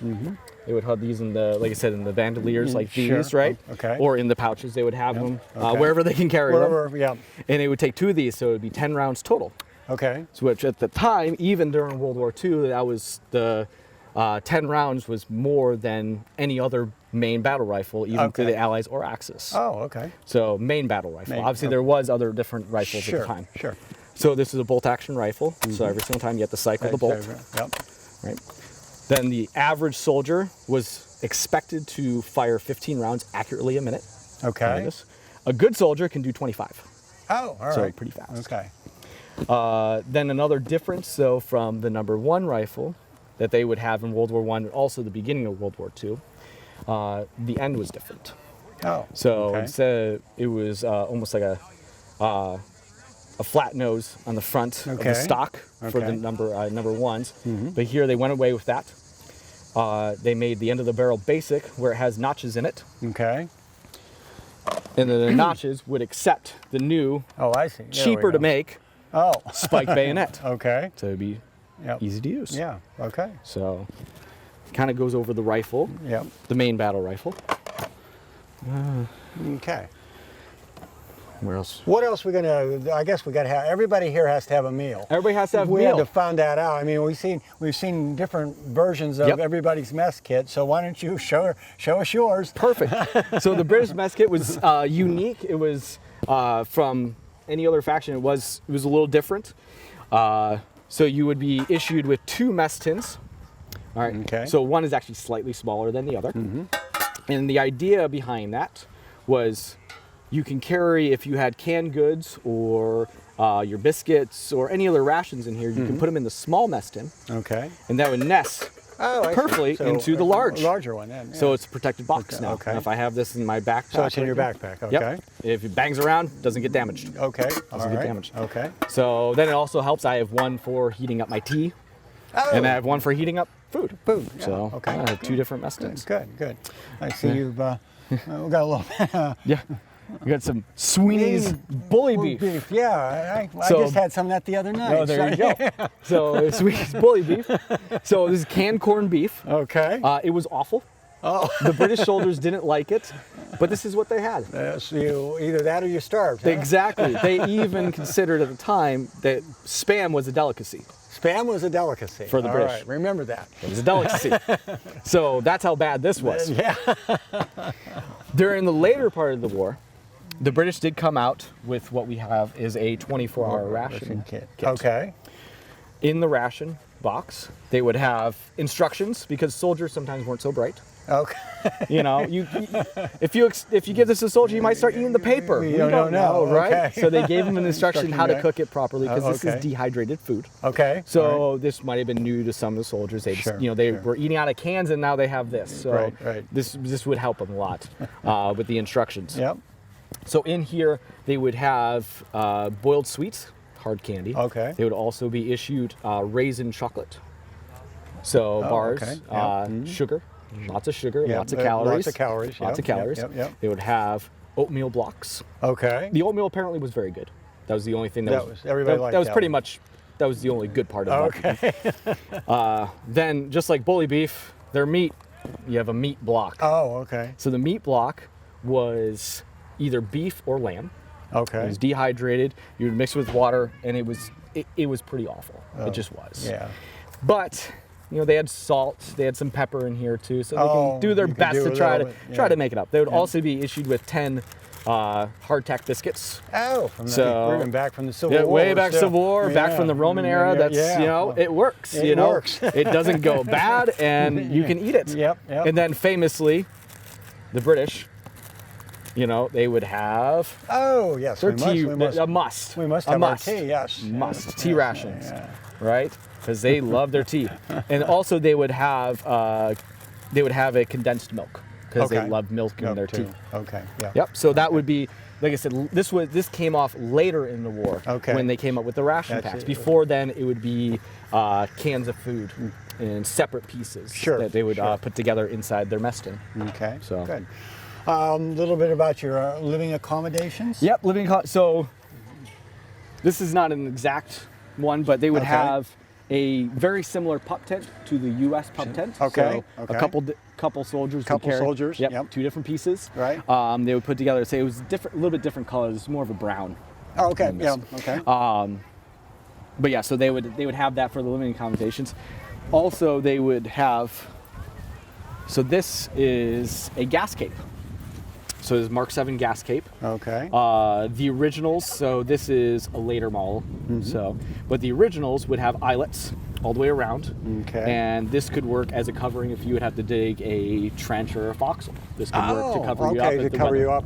Yep. Okay, sure. So they would sure. have one of these. Okay. They didn't really use it for gas during World War II. Right, but, yeah. It worked as a good shelter. Okay. So they had and that. So you'd have a little stove. That Yep, you I could made a little go- stove. Famously, in different prisoner of war camps, there'd be people that you would talk to that would make you a stove, and they would be okay. good at making stoves. Okay. Especially prisoner of war camp, where everything was not very good. yeah, very primitive. But they were able to make stoves. They got food really hot, and they worked really well. They were efficient. Great. So I did make my own to kind of go back to Go that. back with that, Gotta go okay. back with that. Yeah. But initially, they would be issued what would be called a Tommy cooker.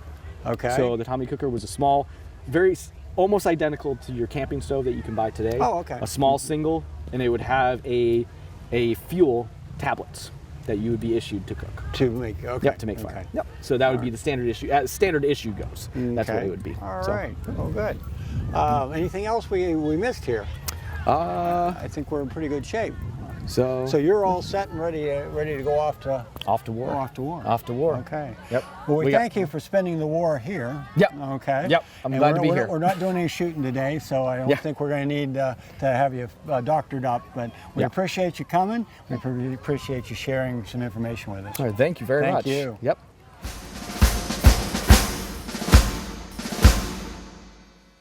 We're here at one of the unique things here at the celebration this weekend to talk about.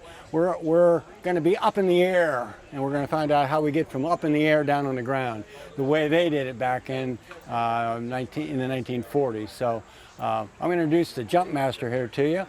And And my name is Josh Quellhorst. I'm with Baker Company, 101st, 502nd. I'm from Columbus, Ohio. All right. so we want to go ahead and tell me now. We're in an airplane. Explain to me what this setup is so that our viewers understand what we're doing here. So what I've got here, which I know it might be hard, but this is your C-47 aircraft. So this would have been a majority of the planes during the invasion of Normandy in 1944, D-Day. And I've basically tried to recreate the inside of that. Okay. So if you notice, there's a jump door here, which I've created a frame. And then the star and the bar that you see here, I've recreated that out here.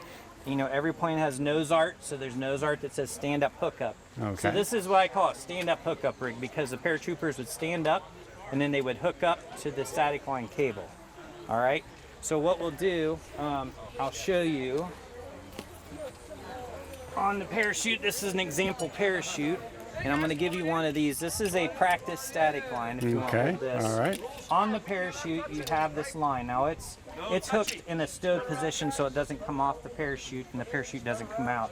But what would happen is when you're attached to the cable and you jump out, this line will pop away, and all these rubber bands, it'll pop out and it will stretch out, which is what you see here on this example piece. And the purpose of this is that it stretches out far enough to get away from the plane. If that's the front and you're going out the back, you want to stay away as far as possible before the chute opens so it doesn't get caught on the tail. On the tail, of the okay, aircraft, okay. Once this comes off, this is attached to the top of your parachute. So this is an original parachute from 1943. Okay. This would pull out of your pack. Okay. And it will stretch out. This will stay with the plane if you scooch over a second. Sure. This will stay with the plane. It'll just go out and flap outside of the airplane. Okay. All right, now your parachute's stretched out and it will separate completely and it will fill up with air and you'll gently float down to the ground. Okay. Hopefully, yes. Hopefully, yeah. If it does not, What happens if it doesn't open? if it don't open, which is within about 4 seconds, Okay. you would have a reserve.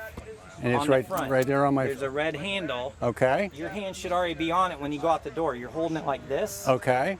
If it doesn't open, you're going to pull this, and these bungee cords would pop open, and the parachute would Go come out in out front of me and this open way. up. Okay. Yes. All right. So that's how that works. Okay.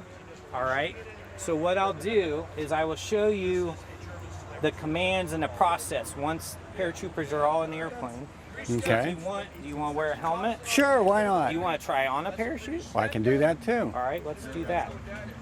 So let's give you this one over here. Okay.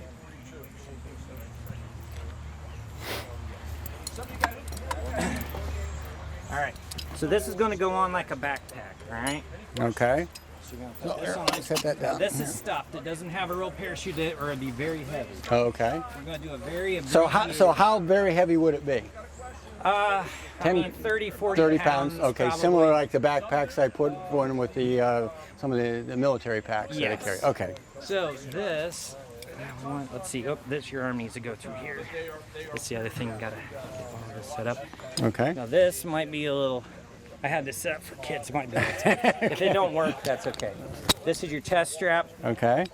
Now you have these straps that go on your legs, but we don't have it set up for Okay. you because you're pretty I'm tall. too tall. Yeah. Right. Okay. But- so these are going to come back under me then. Yeah, Okay. they would come Okay. through your legs and they would hook up Hook on on, here. okay, So when you all right. come out, you don't go flying, setting- go through okay. the chute.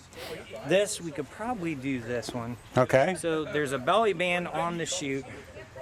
And this, because your handle's here and it says top, Okay. this will go through each of these straps. All Like right. this. Like that. All right. Go ahead and pull that And through. pull that. Okay. And we're doing this very quickly That's- because I that's know all we're right. pressed for time. But Sure, right that's- here, I don't know if this will hook or not, but I think you can get that hook. There we go. can you okay. get that one? Yeah, I If think it's I too can. tight, we'll just have to let it go. If that one will go, because you're pretty slim. There we go. There we go. There we okay. go. There we go. Then this will go, this is called a belly band. This will go through here. And it would be tight. I don't want to make it too tight. Is that okay? That's good. That's good. All right. Yep. Okay. So we've got the general gist of it. Right. This would be so tight that you could barely move. So it's really. It's going to be very tight and it's- uncomfortable until you jump. Until I jump. Okay. Okay, so All right. what we'll do you want to put a helmet on? Sure. Find me a helmet. All right, we'll throw you one. Here's one. You throw this one on if you want. Okay. All right, and then go ahead and sit down in this chair here, or Okay. actually sit here if you want. Sit there? That way you're facing the camera if you want. All right. Okay. And we're going to give you a practice one because we don't actually use the real one, okay? Okay. All right. So I'm going to try to keep this brief. Okay, so you're on the plane. There normally would be 12 to 18 Okay. on each of these planes, and there was hundreds of them because there were thousands of them that jumped into Normandy sure. on June 6th. So we're going to pretend that we're in the airplane. Normally I play like a big engine sound. We don't want to, Sure, we understand. can't hear what Yep. we're saying, but what we will do is I'll pretend I'm the jump master and you're one of the paratroopers. We'll just do a practice or a jump for a test. Okay. Okay. So the first thing that'll happen is once the plane's off the ground, the jump master wants to keep everybody's attention, keep them focused because it's very stressful, very chaotic. Sure. We want to make sure everybody's paying attention. So he will yell commands and you would yell them back, Okay. which you don't have to. But the first one he'd yell once the plane is off the ground and is airborne, he would yell airborne and you would Then I'm yell gonna back say airborne. Yeah. Okay. Then once you're in the air and you're about 6 minutes out, he would yell 6 minutes. Okay. You would 6 repeat minutes. it back, All and he right. would say, "Get ready." Everybody's yelling, "Get, Get ready. ready. Then he would say, "Stand up." Okay. And so you I'm would gonna yell, "Go ahead and stand up." Whoop. The next one would be hook up. And so hooking up in World War II, this part with this opening you would just lay it over the cable, which you can do, and then slide your hand down, and you just gently pull it till it clicks. Okay. Then release it, and you want to give it a little bit of slack because we don't want to pull down on the cable. Okay. Okay. Mm-hmm. The next command he would yell after everybody's hooked up, he'd yell, check equipment. All right. And that means you're going to check the front of you, which is make sure none of these are cut or something looks out of place. This is your last time to check everything. So, okay. If you had somebody that was in front of you, you would check So their we're gonna- parachute, okay. make sure they're okay. Okay. Even the last person would turn around, and the second to last person would turn around to check the So you back can of them. check the back of it. Okay. That's the last moment before you jump Got out it. to make sure you're good to go. Everything's there. Okay. Once that's good, they do a sound off, which means they would count down. So Okay. if there are 12 of them, the last person would yell 12 okay, and they would tap the person from, they yell 11 okay, count Okay. down to 1 okay. All of this is to keep everybody together. Focused. Yeah. You have to go out together as a team. Right. All right. Once they get to 1 okay and everybody's okay, then they would get a signal from the pilot, which would be okay, we're close. Okay. Let's say a minute, he'd yell 1 minute, and everybody yell 1 minute. That means we got 1 minute before we go. Okay. The first person, which in this case is you, I'd yell stand in the door. So what you do is Okay. you slide your static line to me. Okay. And what you would do, since we have a little bit, you just put your right foot out and your hands go out like knife hands. If you were to grab it and you go out, some people, like it's not natural to jump out, you might hold on. Okay. So they train you not to do that so you don't get that sudden clamp up thing. I see. Okay. And so when he would yell go, you're actually not jumping out We're during just World gonna War II. You would step out like this, Okay. and as you step out and you're holding on to your reserve, because in case it don't open, This here. your Yeah. hands would be, ready to Okay. go. You keep your feet and knees together, and your chin is going to be in your chest. And you're Okay. going to be looking down because that parachute's going to open up. And if your chin's not down, when those get it. parachute come out, you'll get, you hear blood on the risers. If you ever heard that song, Oh. it will actually tear up your neck. Oh. Or your ear. okay. I've seen ears that get bloody because Good they heavens. didn't tuck. Okay. And then you would count to 4 1,000. Okay. Once you do that, the parachute should open. If it doesn't open, then you would pull Then the I'm reserve. pulling my other reserve. Yeah. Okay. So, Okay. and then I don't know how much detail you would want to go from there, but Yep. basically once it's open, you want to look up, make sure there's no holes that didn't rip open. Okay. And then you're going to be waiting till you land. And these chutes, you don't just land like you see some people on your feet. You have to roll when you land. Okay. Because they wanted them down on the ground. If you were coming down so slowly, you're a hanging target. So you're gonna get shot at. Yeah. So yeah. you're coming down fast, so you would keep your feet and knees together. Okay. And back then, they would teach you at first to roll forwards, and then they got too many people injured, and then they would do where you'd roll on your side or on your body. Okay. And then you would quickly take all your equipment off, and then you have to get your gear, and then you're right into battle. You're going. Yeah. Yep. Okay. But that's essentially the quick 5-minute, 10-minute Okay. tour of how that Good, works. Good. Now, other equipment that since I've got the parachute, where's other equipment that I'm going to carry with me that I need? So normally underneath this, you would have, hey Ray, come here a second. Oh, never mind. You would have, you'd basically have a belt, a web belt that would have your shovel, you have a canteen, you'd have a first aid kit. Okay. If you had a carbine, you had a jump bag with a carbine So rifle. it's on my leg. I'm not Yeah. not on my shoulder or anything like that. There's some yeah. stuff underneath, but because you have the parachute on, Okay. you can only fit so much. Sure. There's also this life preserver, which they all had these, Oh, okay. and they were often underneath it. The problem is, I don't know how much you know about history, but the Germans would flood the ground below, Oh, 6 okay. feet deep. And if you weren't prepared for that and you go in, there's no time to get your parachute off and get that to thing get inflated. this off Yeah, too. yeah. Or if they went into the English Channel, this would Okay. be your chance to do that as well. But you have to be prepared for that by undoing Doing gear. everything in a quarter. Yeah. Otherwise, they wanted to give everybody the stuff, so if it's better to have it and not need it than need it and not have Exactly. it. Exactly. But you yeah. would have all that gear underneath there, and that's why everything is all tight. Okay. And that's why you would ditch that, you would ditch this, the Okay. parachute would lay. Some people would save a little piece as a souvenir, Is it- kind of okay. a scarf or Sure, whatever. okay. But from there, they're off and running. Okay. I mean, as quickly as they can, yeah. Now the training wise, okay, we just did in the on combat. Now, training, how much training would you get prior to all this to learn all the For steps? airborne? For airborne, yes. So airborne, the number that you're supposed to have is 5. Now, not Okay. everybody got 5 jumps. Okay. In 43, early 44, maybe even, You might have got 5. Towards the end, you might have only got 3 or less. Oh, okay. Some of them, I mean, I would hope they get 1, but At I've heard of least, some yeah. stories where they have less. Oh, wow. So, Yeah.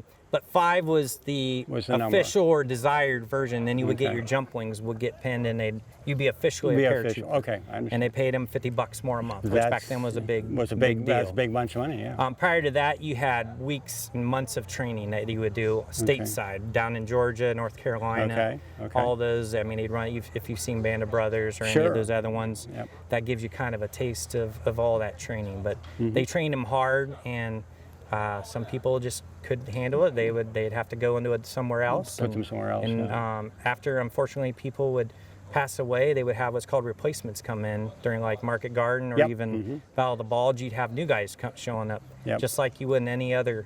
So there's a constant flow of people coming in and out as far as the training went. So, but that would, I mean, briefly, that's what the training entailed. Sure. No, I just so our viewers understand what's going on. Well, thank you very much for letting me participate, You're and welcome, anytime. hopefully you're going to have lots of the kids today, and I think they'll get a kick out of this. Yep, So. and tomorrow as well, yeah. And it's tomorrow, yes. So thank you. All right, thank you. We're going to talk about something we normally don't hear a lot about when we talk about the women's part of the war, the WASP, the Women's Air Service pilots. Yep. And of course, they were the ones that ferried the planes all out. So we have Barb Emick with us today, and we're going to talk just a little bit about their service. Okay. Yes, the women started in the war wanting to do their part.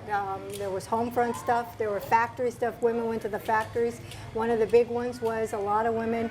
Some of the women who lived on farms already knew how to fly, and they were the ones that had the advantage when the program started, that they learned how to fly planes. They had factories in several places, but one of the ones was Sweetwater, Texas, and they would fly the planes from the factories to the coast, and then the men would take them overseas. Women couldn't fly the planes overseas. But there were several, 25,000 women applied for the position. About 1,800 were selected, and ultimately out of the 1,800, 1,100 of them flew. 38 women died in the course because some of the women, what they would do is they would fly planes, fly targets. So the men could practice shooting at the targets, and they lost the lady that got shot down.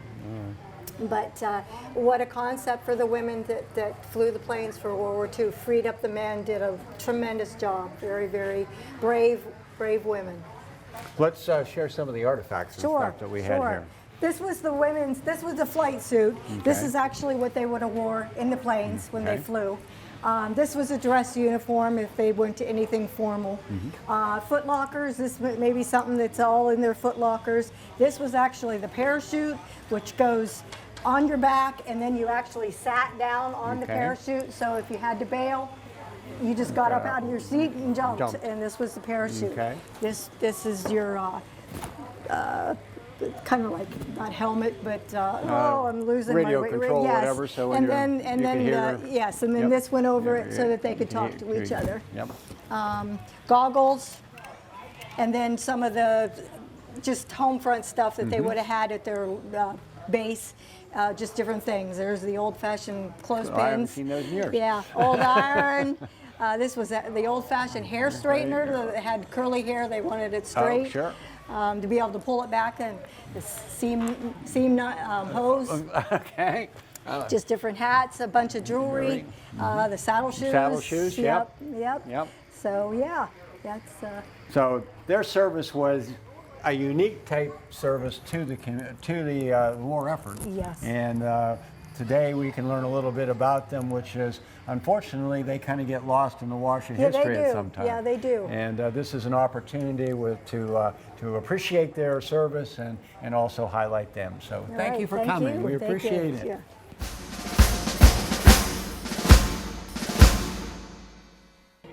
Now we're in the home front during the Second World War. Sometime we're trying to get you here to talk about the military thing, and we're looking at a lot of guns and ammunition and stuff, but what was going on with your grandparents or whatever when they were at home? And attired as Rosie the Riveter, of course.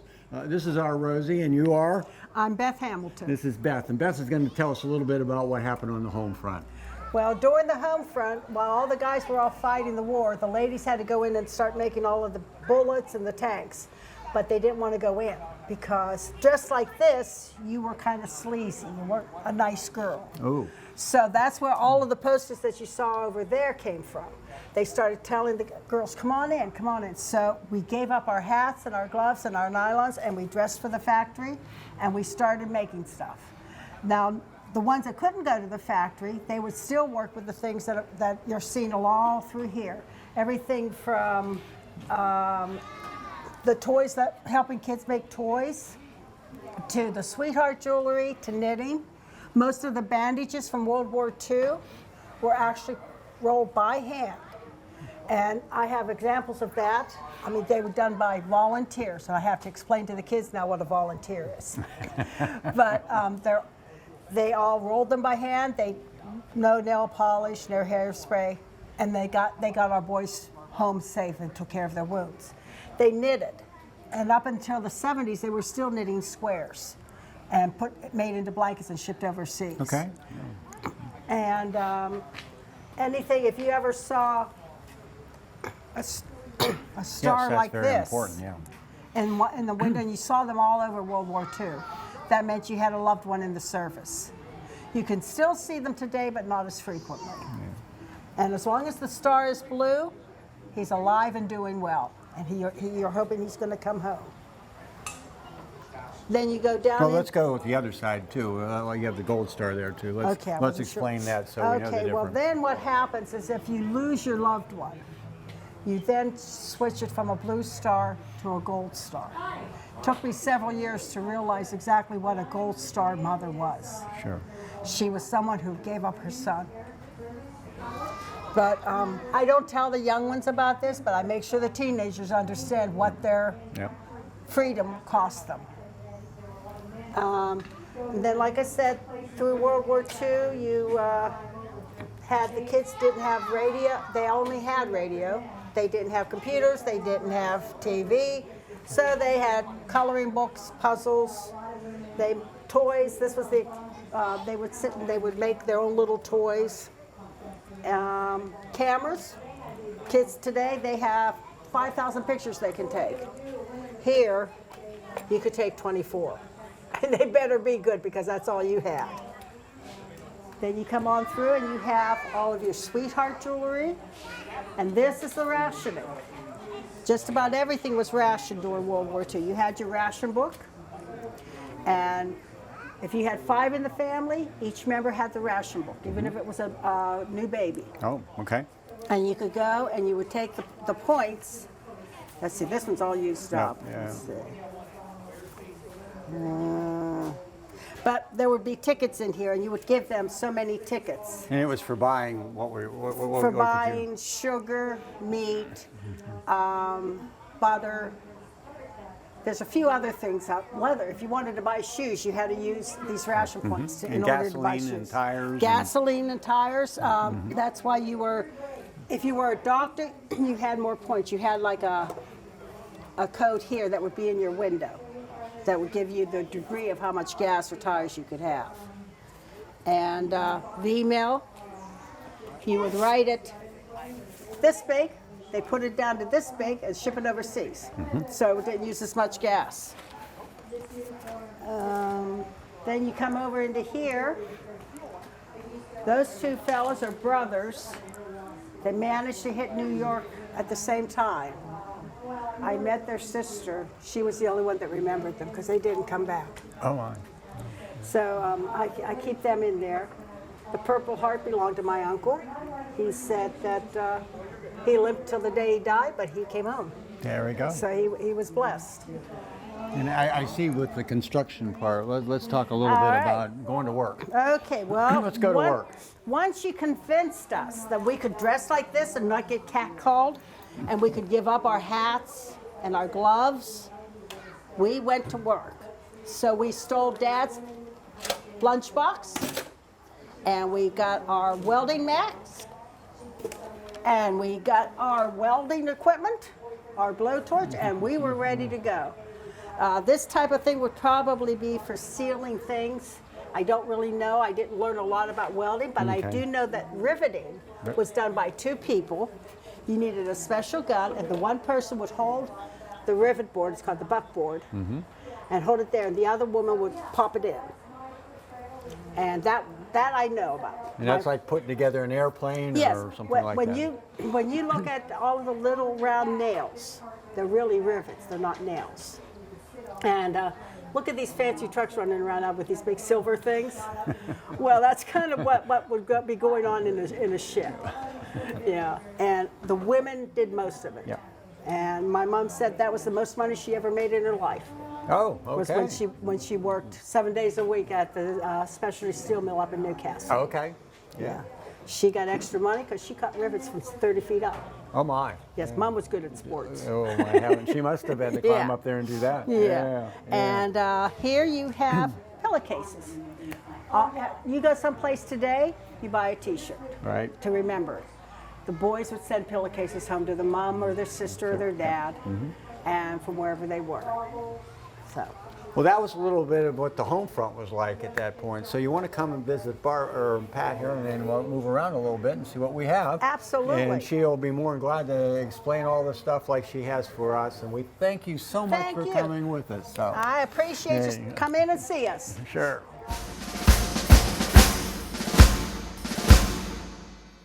We're going to, now we were over the Marine Corps a little while ago, so now we're going to do the Air Corps, which is special to me because my father was in the Air Corps. So we're going to see some stuff that I'm kind of somewhat familiar with, but I'm seeing some really unique things here in that. So our tour today, he's dressed as a cook, but we're going to let him be our Air Corps tour.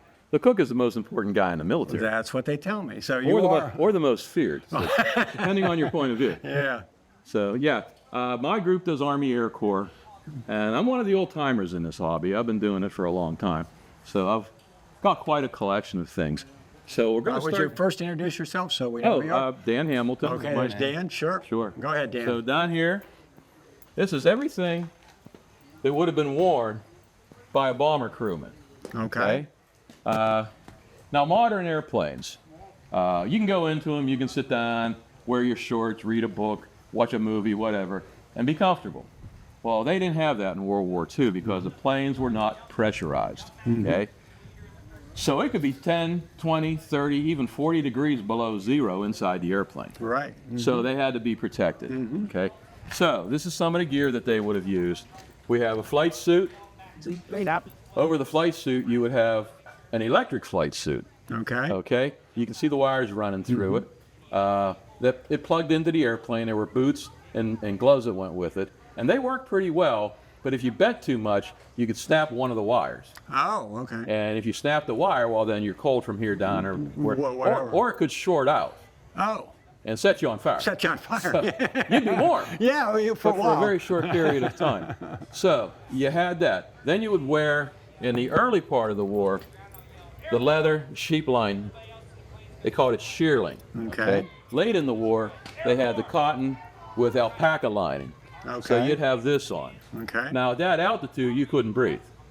So you had to have a helmet, goggles, oxygen mask. That was plugged into the airplane. Okay. You also had communications. You had this, which Okay. was a throat mic. It went on your throat. Okay. You had a push to talk. When you talked, you push the button. When you listened, that's why you say over when you're done Oh, talking. so, the okay. other guy knows it's his turn to talk. Right. So this was plugged into the airplane. So the suit, the oxygen, your communications, everyth's plugged into the airplane. Okay. So if you had to get out of the airplane in a hurry, you had to unplug yourself. Right. So you had all this stuff. Now, you're over enemy territory. Remember what? And you need to be protected. If you see in the old war movies and military airplanes, the black clouds that would appear around the Okay. airplane, those are exploding artillery shells. Okay. And they're sending out thousands of shreds of steel. They'll go right through your airplane. Oh. They'll go right through you. Yeah. So, they had flak vests. Back. So you put this on. At the plane. You can try that. Holy cow. Yeah, that's a small one. That's a small That's one. a small one. So you had that on. Okay. If you over, What does this weigh? yeah, I don't know. I think it's probably at least 30 or 40 Yeah, pounds. Yeah. I'm going to say around 35. Yeah, yeah. Then you had this over top. Okay. Okay. So if you landed in water, you could pull the cord and this would blow up. You had a dye pack in it, so it would disintegrate and make a big ugly green spot around you. Make it easier for air sea rescue. To find me, yeah. They also came with shark repellents on them. Oh boy. That's kind of important too. I guess so. Here, let's set that back. Then, on top of all of that, you had your parachute. Okay. Okay. This is a seat chute. There were 3 or 4 different chutes on an airplane. Okay. The waist gunners had a chest chute. A small one that went across Small your... one that went across your chest. Okay. But it was always in the way if you're trying to man your gun. Okay. So they'd hang it on a hook. Oh, all So right. if they had to get out of the airplane, they had to find their chute. Okay. On the way down, you had a bailout bottle. You could tie it to your leg or you could put it in a big pocket on your flight suits. It was very simple. You just opened it up, stuck that in your mouth and breathed. Okay. And how long is that going to last? not long. Not long. Probably enough time for you to fall below 10,000 feet. Oh boy, here we go. Okay. But they had gloves, they had boots, they had all kinds of things. And this was all designed to try to keep the guy alive, okay? Mm-hmm. Planes did one thing, okay? They were designed to get from point A to point B and drop bombs. The creature comforts for the crew weren't the most important thing, but they did want you to, stay alive, obviously. Sure. So all this was worn by the men who flew the airplanes. Okay. And I've talked to a lot of men on airplanes over the years. We did a lot of reunions, set up displays at reunions and such. And we did a reunion in Cincinnati, and I was talking to a guy, and he says, "You want to hear a good story?" Yeah. Sure. Yeah. Points at a guy in a wheelchair and says, go talk to him. So I went over and I said, "Hey, your buddy says you have quite a story." And he went, "Ah." And they all do that. I didn't do anything special. Well, he was a waist gunner on a B-17. And they were flying into Munster, Germany at 28,000 feet. And they had just dropped their bombs and they were turning off at a target when an anti-aircraft round blew up inside of their airplane. Oh, wow. So the plane was just gone. And because he was standing in front of that big open window, he was blown out of the window when the plane blew up. But he wasn't wearing his parachute. And he fell 28,000 feet, landed on the glass roof of a train station, smashed through the glass and survived. Oh, my Lord. Yeah. And when you talk to veterans, read after action reports or unit histories, it's amazing the number of airmen who left an airplane and they weren't wearing a parachute. Oh. Of course, most didn't survive. Of course not. So that was the big hazard being in the Army Air Corps, was just trying to make it to the target and back again. So yeah. Going down the table, we have some leather flight jackets. Leather flight jackets, of course. Some of which have paintings on them. Yeah. This is the jacket that replaced the leather jacket. Oh, okay. This was given to me. He mailed it to me, and I didn't know the patch was on it, so that was a pleasant surprise. I guess, yeah. Practice bomb. Okay. That filled them with a white powder, and when they hit the ground, they split open because they're not heavy steel. Yeah, yeah. They're like almost like tin. Yeah. So then they could see where they hit the ground. Sure. This is another one of my jackets. It's painted on the back. It is? Do it. Painted on the front. But the impressive thing about this jacket is what's written on the inside. Oh my. There's Bob Morgan, the man who flew the Memphis Belle, first plane to complete 25 missions. Paul Tibbets dropped the first atomic bomb. Atomic bomb, sure. There's men here from the second atomic bomb. There's Pete Peterson, Bud Anderson, and General Robin Olds. They were all 3 aces in World War II. Yeah. General Olds went on to be in Korea and Vietnam. Wow. He flew F-4 Phantoms in Vietnam. So he went literally from a prop P-51 to an F-4 Phantom jet. Oh my gosh. You know. Wow. This is an interesting piece of equipment. This is called a Gibson girl. Okay. Okay. These would have been in the rafts in the bombers and stuff. Okay. And if you had to bail out, you kicked your raft out, you got your raft, and this was a part of the emergency equipment. Now what this did, you can see this big heavy strap. Yep. Okay. Okay. You put this between your legs. You were sitting down, you put it between your legs. All right. And hugged it, and then the strap helped support it. Okay. All right. So these were heavy. And all you did was crank. And you wanted to make the light up on it. If the light was lit, here. Okay. No, this is a but Oh, these were okay. pre-programmed. Okay. The light's up here. Oh, okay. And as long as the light was lit, you knew you were transmitting. Okay. So, how do you transmit far? Okay. Okay. You had this, you had this, and you had this. Now in the front of this opens up, and you have a spool of copper wire. Okay. So, you would unscrew both ends of this, screw this in this way, and you would put it in the water.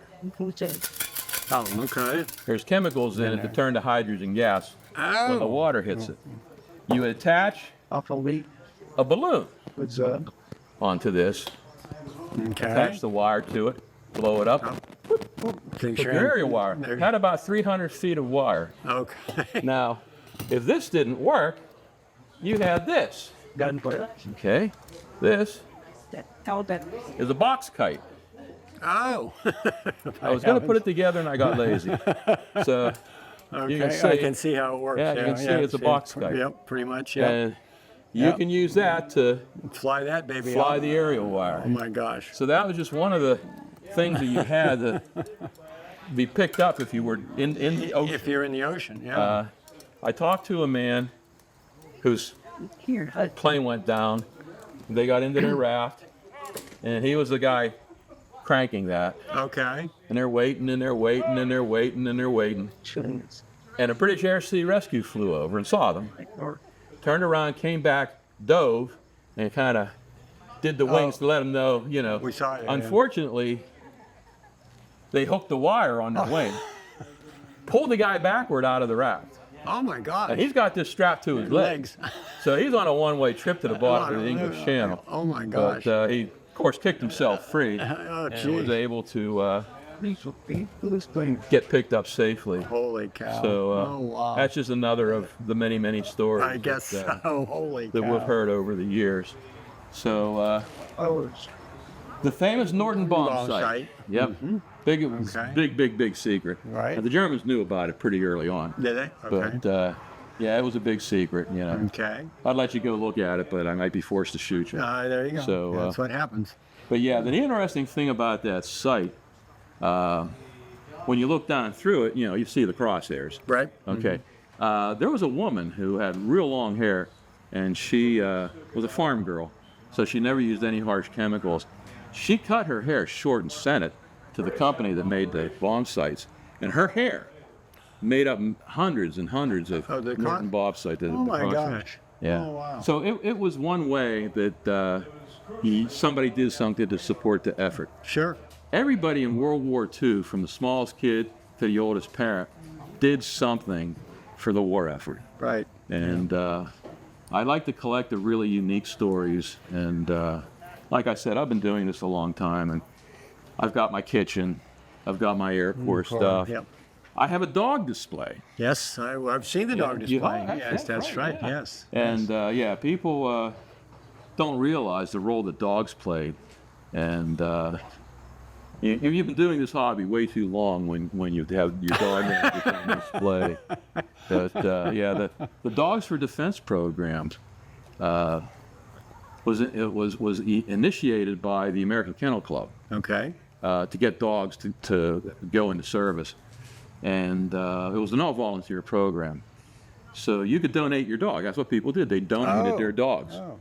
And you could actually specify you wanted your dog back after the war. Okay. And they went in, they were trained to do many, many, many different things. There was a dog, they called him a casualty dog. It would go out into the field by itself And if it found a wounded soldier, it was carrying saddlebags with food and medical supplies so the men could take something from the dog. And the dog was trained to bring something back.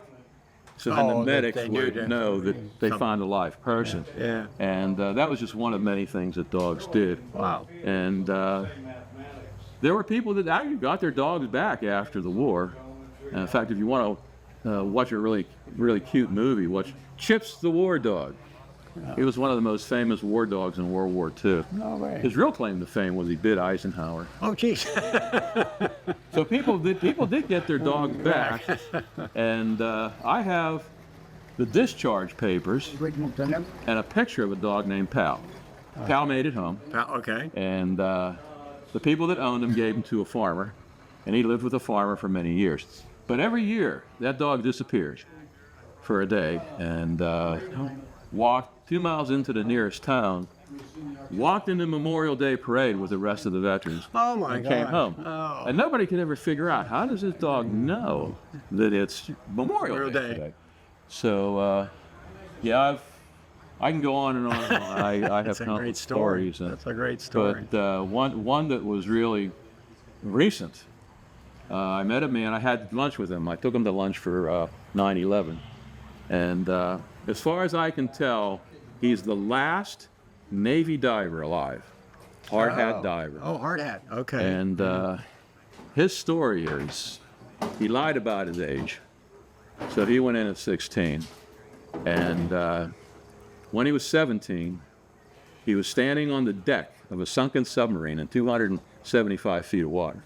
Oh my gosh. Helping a rescue bell attached to the sub. And they rescued 47 men off of that sub. Oh my. 17 years old. 17. I mean, most 17-year-olds should be worried about who are they going to take out on a date. Yeah, or You know, and what an amazing generation. I guess so. And I always like to end anything like this by saying it was their courage, bravery, and sacrifice that kept our country free during a time of great peril. And we as their children and grandchildren owe them a debt of gratitude that we can never repay. And God bless them all. Amen. And thank you for all that you do and you continue to do. We appreciate you being here. And these are the stories that our young kids need to hear. And I see that we've got somebody that's a good storyteller. Thank you. So, thank you.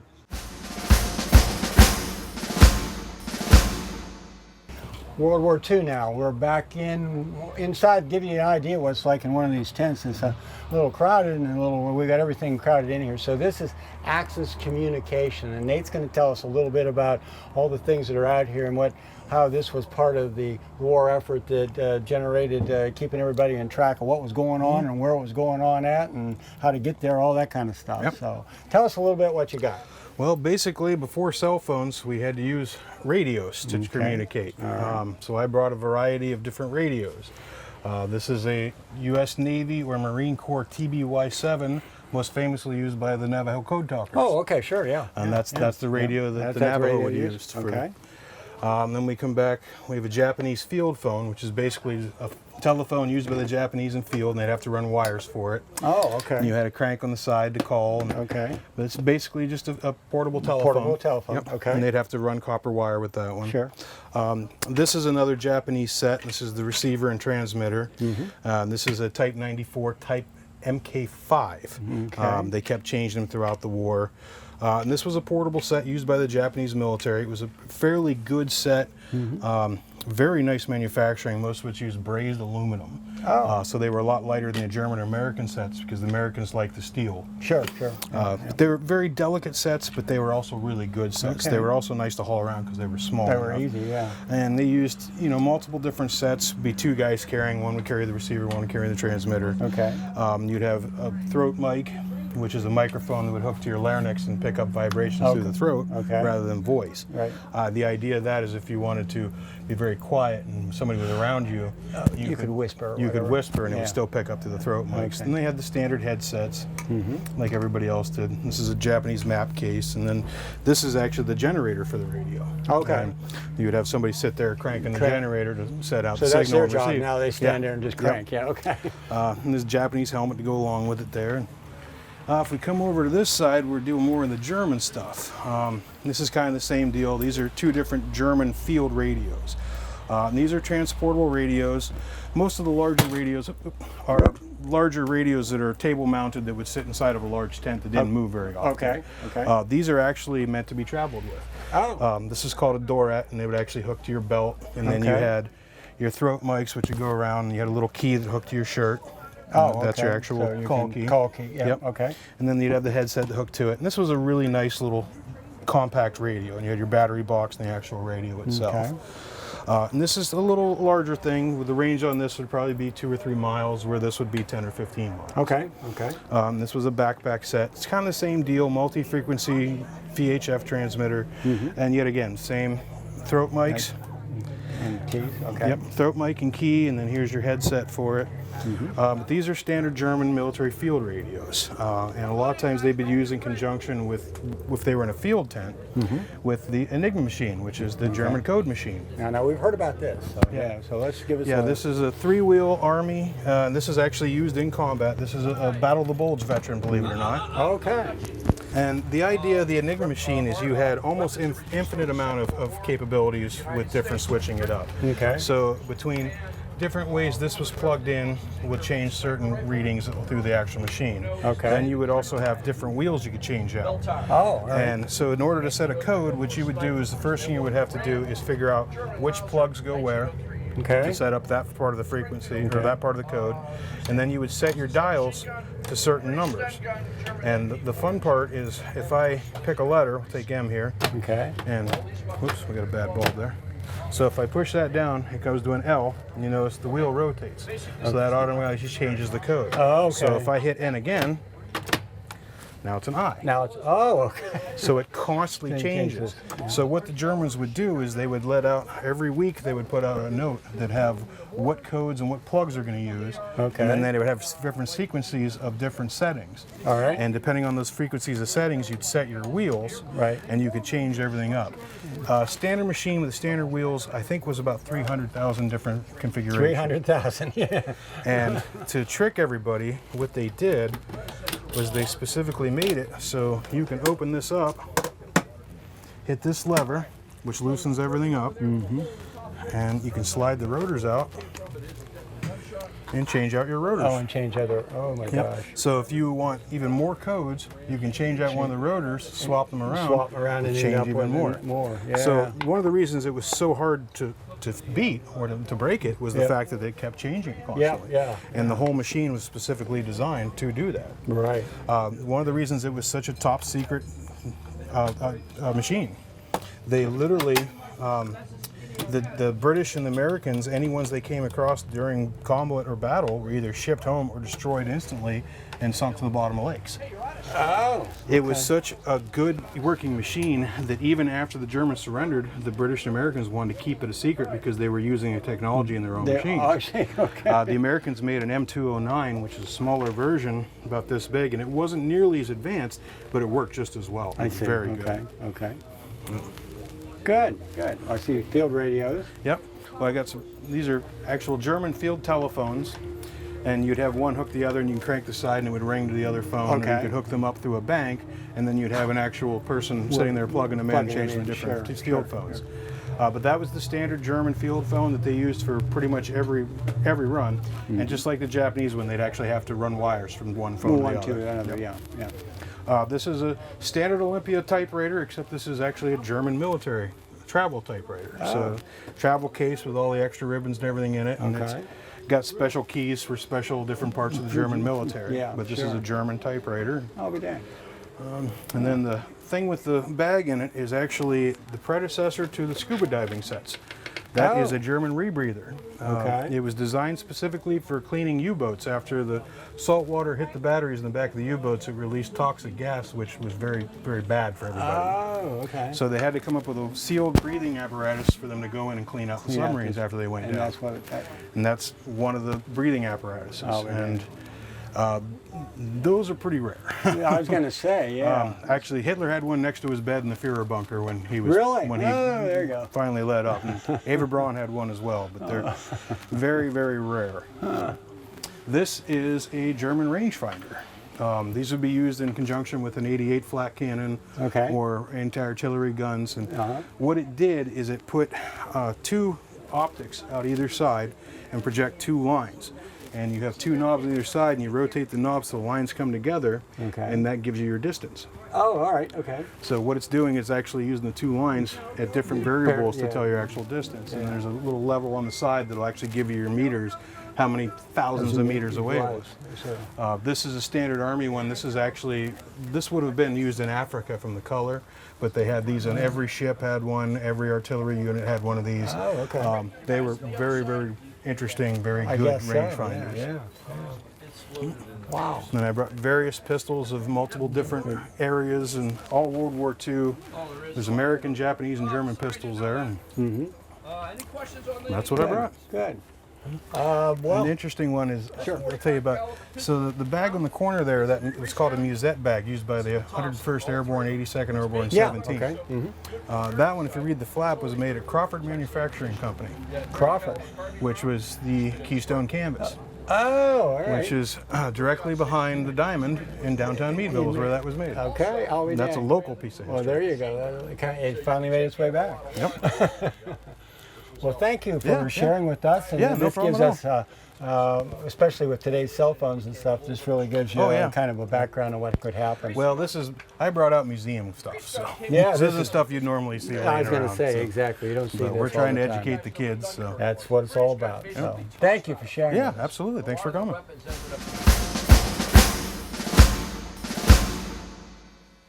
Okay, we're back. We're going to talk about the weaponry now. We were over and talked about signals and stuff and telephones and whatever.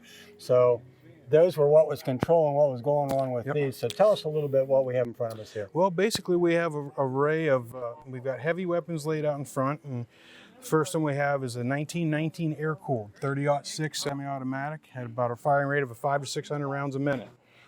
Generally, they'd run a 2-man or 3-man crew. Okay. You'd have one guy carrying ammunition, one guy carrying a dry pod, and one guy carrying the gun. Okay. You'd have a gunner, assistant gunner, and second assistant gunner. Very reliable. It's one of the war horses they used throughout the entire war. It originally started as a 1917 as a water-cooled. Oh, and they had a big water jacket on it, and they'd have to carry around big water tanks. And water to steaming off. And so they updated with the A4 and went to an air-cooled barrel. Originally, it was designed for aircraft use on the end of wings of airplanes. Oh, okay. And they redesigned it as a tripod and found out as a 30 cal weapon, it works very good as a squad automatic weapon. Sure. So they used them. Basically, every platoon would have one of those in the platoon as an actual heavy weapons. Okay. Another thing they would have is the 1918 A1 BAR, Browning automatic rifle. Had a real slow firing rate. It's a 20-pound rifle. Yeah. Not something you want to carry around all day unless you're real unlucky, but it had very good firepower. Extremely accurate weapon because of the weight. A lot of them were used more snipers than actually as automatic. Oh, okay. Okay. What they would do is just, they call it touch it off. They just touch the trigger real quick and try to get one round. Yeah. Okay. And in between the two, we have a 60-millimeter mortar. And it's basically a mortar tube, and you'd have 3 guys, you had a gun, you'd have one would carry the actual sight on the side of it, and that would adjust your angle for your drop, and it's a lot of physics. Right, We're very good at it. Very good at it, and they'd use those anything from high explosives to white phosphorus to flares to smoke to, they could put a variety of different mortars to them. Okay. And that was the war horse of the infantry. That was what was supporting you. Yeah. Any battle we had, anything we went in, there was one of those 100 yards behind you. Over the top of it. Sending fire right over your head, and they were real happy to have them. Yeah. But the 60-millimeter was the most prominent one we used. We had some bigger ones, but the 60 seemed to be the most commonly used in combat. How much does that weigh when I carry it around? If you got the base plate, you were pretty unlucky. Yeah, okay. It looks heavy. Well, the base plate was known as a blast plate, and all the pressure of the round goes down towards the bottom. Oh, okay. So in soft ground, it would actually drive that into the ground more. Oh, okay. Enough that they actually had to start adjusting their sights after every shot because it would push it down that far. Yeah, they changed the angle. And so they made them heavier and heavier. The late war ones are all cast steel.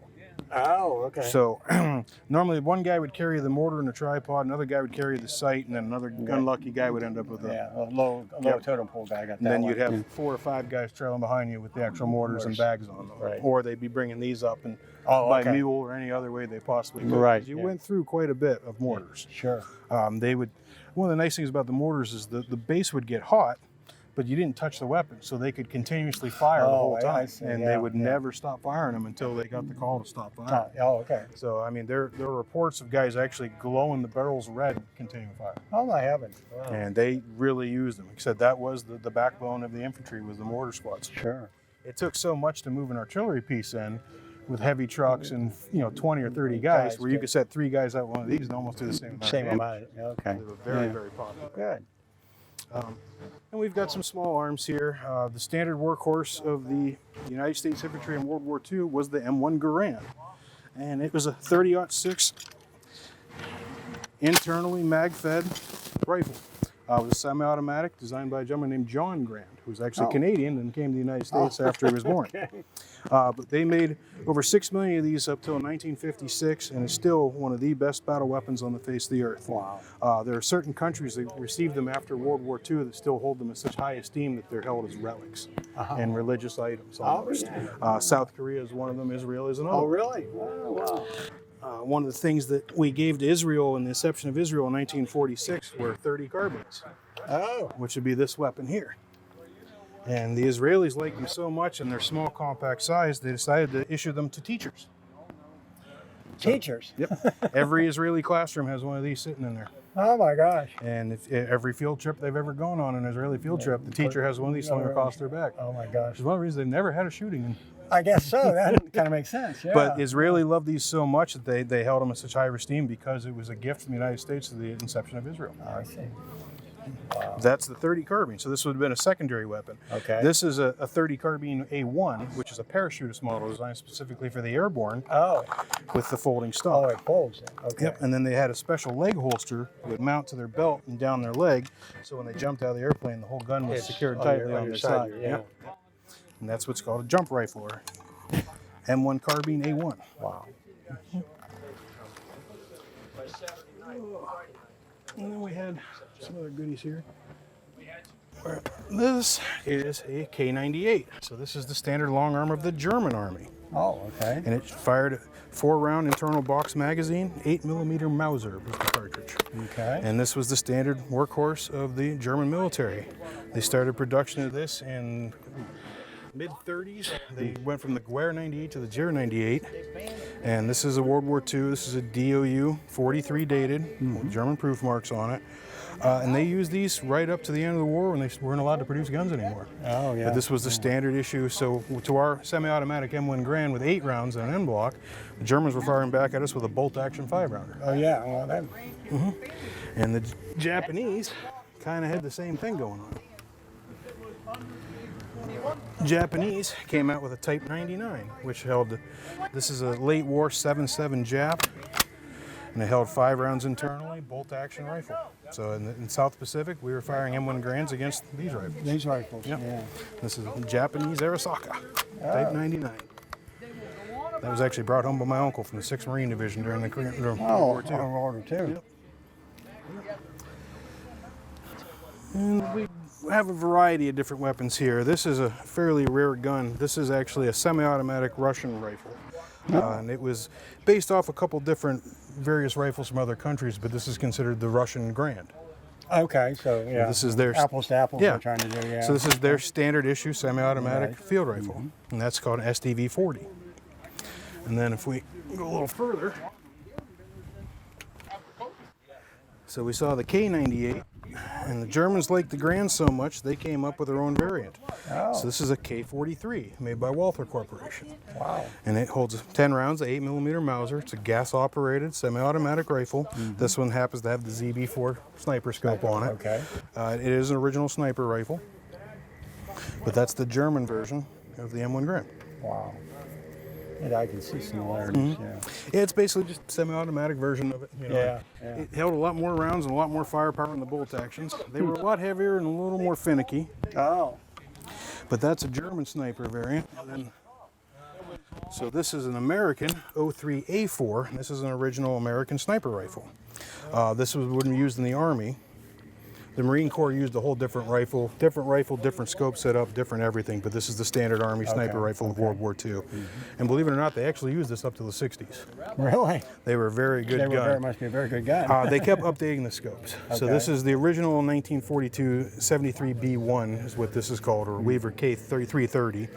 And what they did is that the gun was good, the scopes were not so great. So as the technology increased on the optics, they kept getting better and better scopes on them.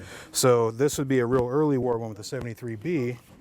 If we go to this one, so this has an M82 on it, which would be a 1945 variant scope. So where the power of that scope is only 1.87 power, this is actually 2.5 power. And they kept increasing the power and the quality of the optics throughout the war. By the end of the war, they went to a 4 power with wonderful optics. Wow, I guess so, yeah. But different variants of the same rifle to just show how they updated them through the years. Sure, sure.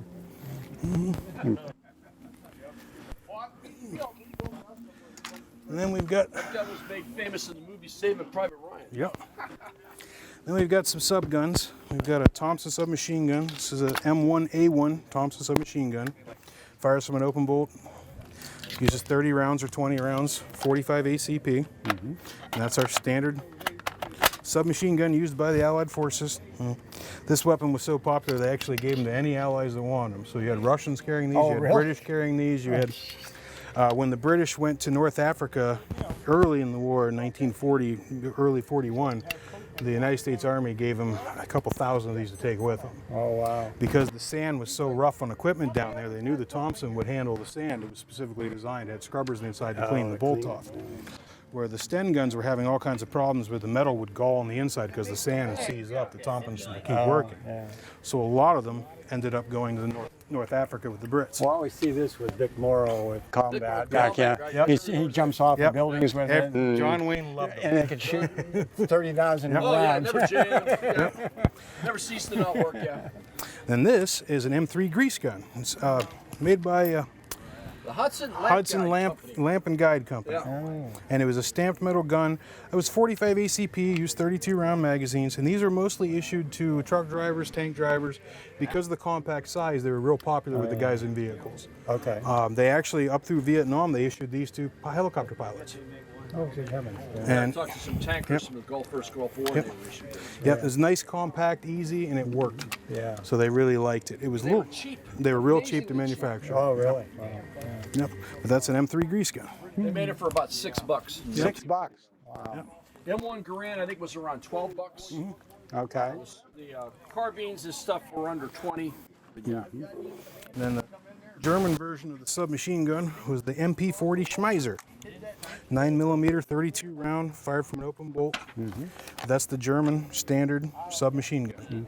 And they produced these in mass. Stamped housings are real easy to produce, used in every part of the war the Germans were in. Wow. Every squad would have probably 2 or 3 of these per squad. Most of the guys that were on security duty would carry an MP40. Most of the guys that did deck patrols in the Navy or Kriegsmarine would use an MP40. This literally became one of the most popular guns in the German Army. Yeah. And they were... You could not do a World War II movie without one. No. It's like a requirement, you know? Yeah. Voted the most sexy gun of the Second World War. And then the British sub gun would be a Sten gun. This would be an MK2. And they made an MK1 up to MK5. They had multiple different variants and they kept modifying it throughout the years. Most guys would modify the guns to make them better. The British made them cheaper to make.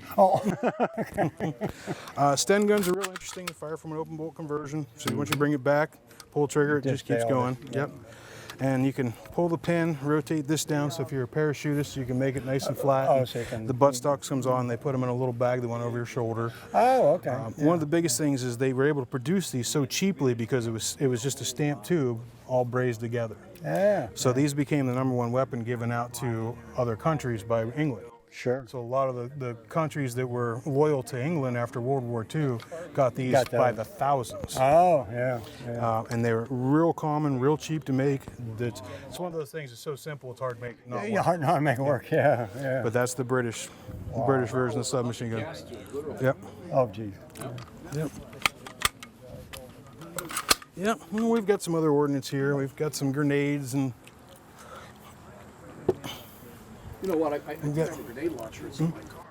So you've got the standard World War II pineapple in the tube. So these would be the normal shipping tubes, and they'd have black tape wrapped around them. Okay. Normally, they'd issue them as in tubes. So if they were in shipping, something happened, the pin didn't come out of them. I see. Okay. And then once they got ready to go into combat, they'd take and throw the tubes away, pull the grenade out, stick it on, whatever, yeah. have it ready to go. But this is a standard World War II pineapple grenade. You can see why it's called a pineapple. Yeah, yep, most definitely. And it's a fragmentation grenade. Weight was 1.2 pounds. It had a kill ratio of about 35 meters. Okay. And you want to get rid of it. They had about 3 seconds. 3 seconds to get it out of your hand. But that's a standard World War II pineapple. Wow. And then the Germans had their own version of the hand grenades, but the Germans prefer the stick grenades, also more commonly known as a potato masher. Yep. And these you would unscrew the bottom, pull the string down, and toss it. And these had so that's the fuse. Yep. Yeah. And these would have generally about a 5 to 7 second fuse. Okay. They were a little bit longer. Yeah. These became real popular with the GIs because ease of use, ease of maintenance, ease of carry. Put them in your belt, carry them around. Yeah. And you could throw them a little bit further because you have a little bit of leverage to them. Leverage, So they became pretty popular. Yeah. Yep. Well, that gives us kind of a nice rounded thing of the weapon side of it. We visit communications and all kinds of stuff now, so we know what the guys in the field are carrying and what they're doing with what they have in that. So very interesting. We appreciate you coming. Oh, yeah. Thanks for coming out. I'm sure this is popular with the kids. Oh, it's very popular.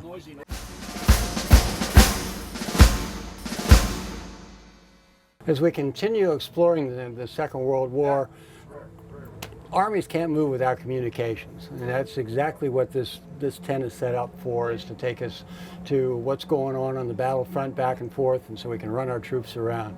With me is Pat Emick. Now, Pat's one of the helpers here when we've organized this whole event and that, so he's doing double duty today. He's over at the surgical hospital for the Civil War, and then we fast forwarded him to get him back over here to World War II. So he's going to tell us a little bit about the communications tent. Yeah, and I guess Grant and Meade would only dream of something like this. I think so, yeah. What we got collected here today is just typically what they would have in a frontline communication and operations tent. Some of the things that we have here, of course, is the maps.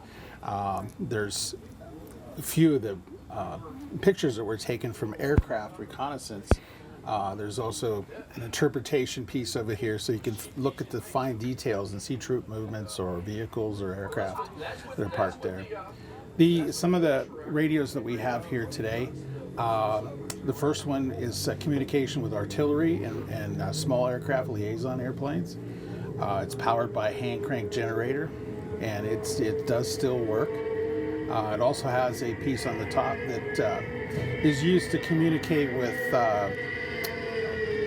the field radios, which would be set up next to it. This is a switchboard, a 6-band switchboard, and that would go out to your artillery as well. That's here. And one of the cool things we have that you don't see, and I really didn't know when I got into this, I've been into it for quite some time, a World War II fax machine. But what we try to recreate as a scenario here is as if someone just got up and walked away from a 1942, 43, 44 battle site. Yeah. And we try to do the details where there's letter writing, there's candies, there's the brownie camera. The telephone wouldn't have been here. Somebody brought that in to show kids about telephones because a lot of kids never actually used one of these. A dial telephone. The dial phone, you know. And of course, we used one of these in our house, in our officers club for a long time that still worked. The other thing that was crazy is the generation differences. We have typewriters. This is an original World War II one. But we had one of these students ask us where the screen and the mouse was for it. Did you forget that? And I said, no. And I says, they actually had to push the buttons to make it work. So, but most of the stuff in here is original. There is some of the things like the Hershey's candy and of course, Lucky Strikes. And Lucky Strikes go to war. Yeah. They did away with the green, which is up there. That was the early one because they were using the green dye for other things. Yeah. A lot of writing home. That was important to keep the home front connected. Yeah. The The maps that they used, the one that's on here is actually a D-Day map, and we have got several of those here. Also landing, this is a landing map recreation. Originals we don't usually bring to events like this, they're just too fragile. But they would have an operations board like this. Some of this stuff was actually classified or restricted. And of course, here's your invasion D-Day. D-Day. Yep.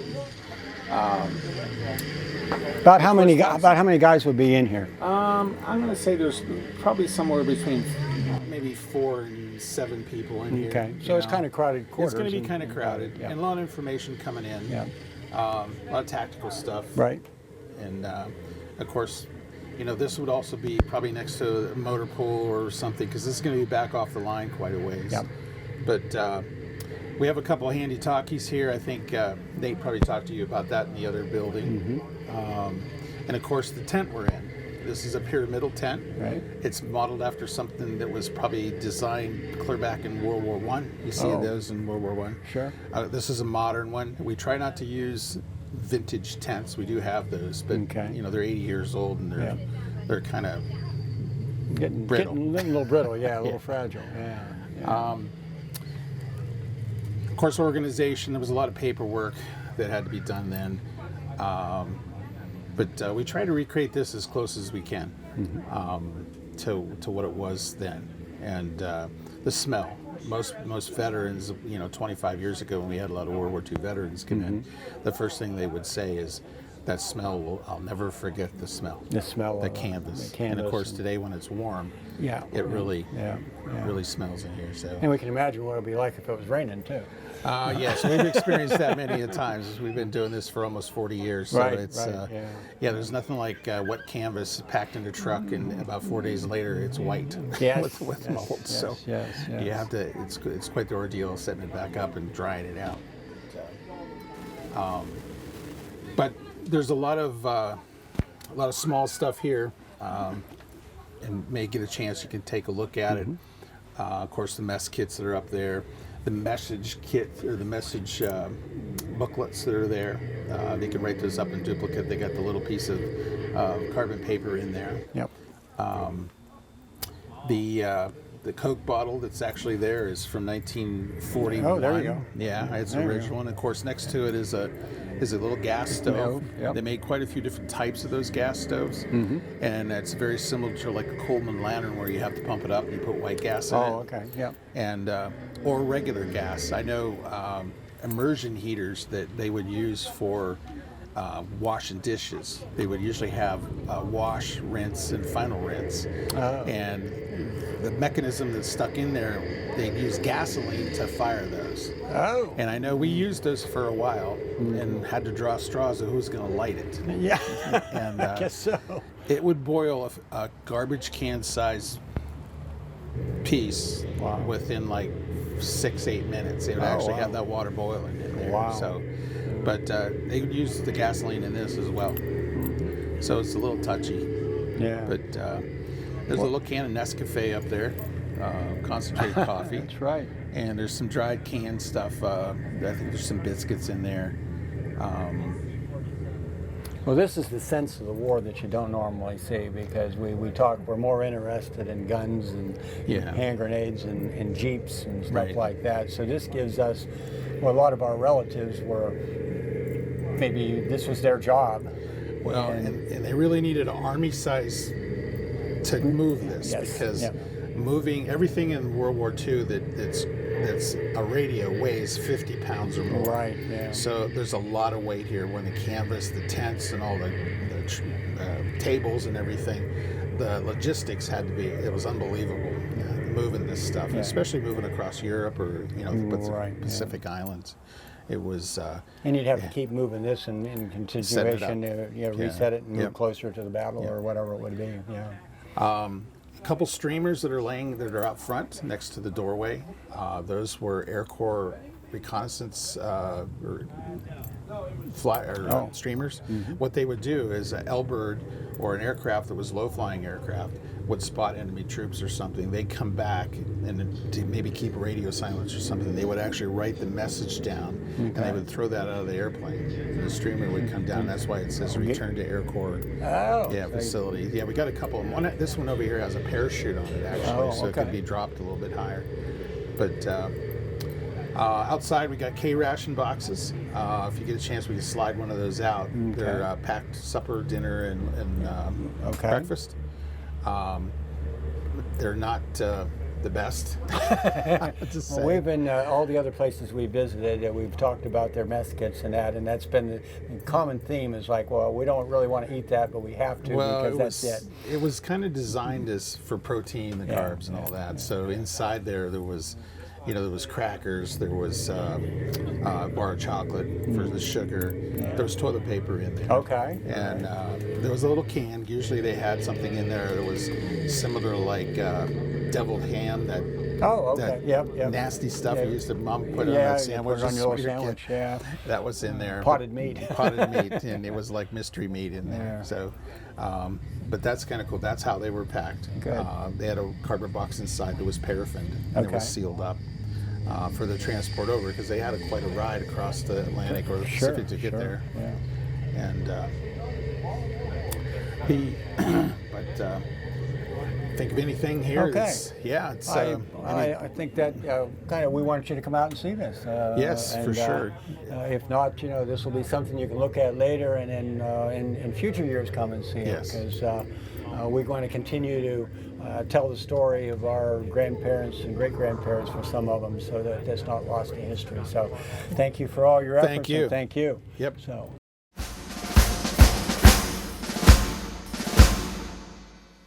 Back to World War II now.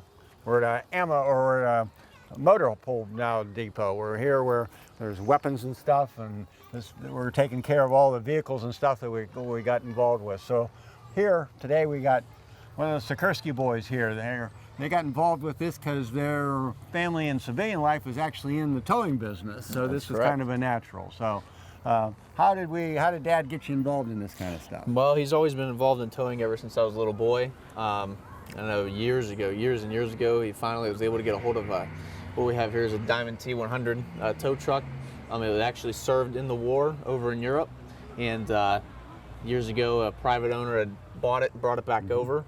And my dad was able to get a hold of it, and he remodeled it, and I helped him remodel it years ago. And it made it into what it is today. Nowadays, we take it around to shows such as this one, and events such as like Conneaut, Ohio, and just showing it around because it's a piece of history. Sure. Well, tell us a little bit about it. So I believe this is a 1941 model, 1942 model, and they used it basically to, as what it was for, to tow, Jeeps, tow possibly even tanks, anything that got stuck. It wasn't so much in the front lines of the battle, but it would be afterwards, and cleanup. And so it had all the tools that we needed, or that they needed at the time, to fix anything that they needed to pull out or anything like that. This isn't typically set up what it would look like if it was sitting in the field, where to have its own little area to work out and bits and pieces of stuff that you've accumulated that would have been stuff that they would have hauled back to save or whatever. Yeah. Good. Yep. So. And it's just exactly as it is. It looks just about the same today as it did, almost 100 years ago now, 80 or so. Exactly, yeah. So what's our setup back here? So back here, we just got a little mess area. We have some just area for equipment. We got maps and books and stuff, and owner's manuals for the trucks. We have all kinds of stuff. You would do. All the drivers had permits, what they could drive and so forth. So as a motor pool, you'd come in, you would get checked off if you needed something repaired or fixed. It'd get checked off. Everything was logged in the military. They tried to keep track of stuff. Considering in the 40s, you do it all by paper. Everything's by pencil. They would log the repairs. They would keep track of it because they needed to know what they had available after the battle. What was fixed, what was not fixed, what parts did they need. So you would always keep track of everything, and you'd have to pass it on to chain of command and so forth. But So a motor pool would always have somebody at a desk or something keeping track of all the equipment and what they repaired or what they needed. So and that's like with here with the crates of parts and so forth. We would have spare parts that would follow us around and do the repairs as needed. So good. What do we got up here for us? Well, here is actual captured World War II, captured German equipment. This guy was an officer. He was a reconnaissance photographer during the war. This stuff was captured and given to me by a subject years ago. I can't remember, but this is all original. This is the highest, at the time, the latest and greatest camera equipment you could buy. Oh, there you go. It came out of Switzerland, I think what it was, but this German officer, that was his job, was to take reconnaissance photos. Right. He got captured, so his officers had his cameras, his armband, the flag I got somewhere else, but it was all captured during the war in Europe. But it's very unique because a lot of folks don't have reconnaissance. These guys, had a certain job and they were gone, and so to capture something from this and all this equipment, it was actually, this stuff was brought home from a Cochranton resident, Donald Bean. Okay. He captured all this stuff when he was in a tank destroyer unit, and he brought all this stuff home with him, and he used it to film his kids growing up over the years in parades, and and when he passed on, the boys handed it over to me. So good. This has a long history. It went from the war to a Cochranton resident and stayed here in Cochranton. Back to Cochranton again. Yeah.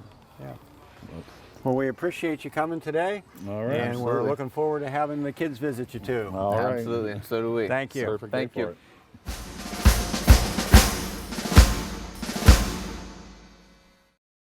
We're going to take a little trip to Vietnam now during the Vietnam era war. This is an ambulance that was used by troops.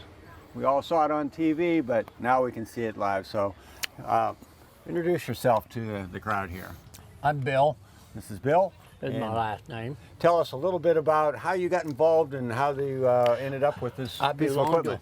I belong to MVPA, Military Vehicle Preservation Association. They got convoy almost every other year. I know for the first one was 2017, Chicago to LA down Route 66. They have one from York, PA, 2019 to San Francisco. It took 1 month and 2,500 miles. I bought the ambulance to be in the convoy. I was supposed to meet them in Rooster, Ohio, checkpoint. I got the other side of Akron. I had to come back home. I had problems. They have one in 2021 on South Dakota to Conant for the D-Day. I got the last 3 days for that. Oh, okay. They had one last year, I didn't make it. They got one this year, I didn't make it. So, anyway, this is 67 Jeep military ambulance. This one stayed in the United States. It never left. Okay. Otherwise, it'd been in Vietnam and stuff. So all I did, painted it, me and my son. Okay. So, and I take it to all the car shows I can take it to around Pennsylvania, New York, Ohio, and stuff, Erie, all over and stuff. And you're pretty popular at a lot of the parades locally. They can see you in a Yeah, lot I've been of in local. Meadville Memorial Day a couple of times. What else was it? I go to all the car shows. All the car shows. Anyway, this is my dad, World War I. He ended up in Germany and France. He was a cook, but he saw a lot of action. Before going forward, all of us came home. My dad's brother was in World War I. He guarded the White House. My oldest brother got drafted 54 to 56. He ended up in Hawaii. My other got drafted from 61 to 62. He ended up at Fort Houston, Virginia, on a 107-foot seagoing tugboat. I got drafted from 61 to 63. I ended up Fort Jackson. While I'm there in basic training, Army came in and said, we need paratroopers. Sign here, $55 more a month. And if you're U.S., you stayed U.S. I didn't have to serve that third year. Shipped me to Fort Benning, Georgia. 5 qualified jump out of C-119. Shipped me there to Fort Campbell, Kentucky with the 101st Airborne as a parts man in the motor pool. Up here is my mother, brother, and sister, World War II. He was with General Patton and Sherman Tank, saw a lot of action. She was a nurse in the United States. In the center is my grandmother, two brothers in World War I. They both came home. One on the left is Charles. He was so mad with our government and the army, he moved to Canada, sent his sister a postcard. Never came back. My three sons were in, and I got four grandsons in today. Port, Louisiana. He out in Oregon. Just came back from England. He's at Fort Campbell, Kentucky, helicopter mechanic. This one joined. He's down Paris Island in Marine. He ain't have to come home yet. Oh. So that's it. That's a book from my basic training. That's when I took my airborne training. That's my diploma. I got discharged. So. Well, we appreciate you coming and being with us today, and we anticipate you spending a lot of time with some of our students. We're going to do that shortly. Thank you. Well, I'll try my best.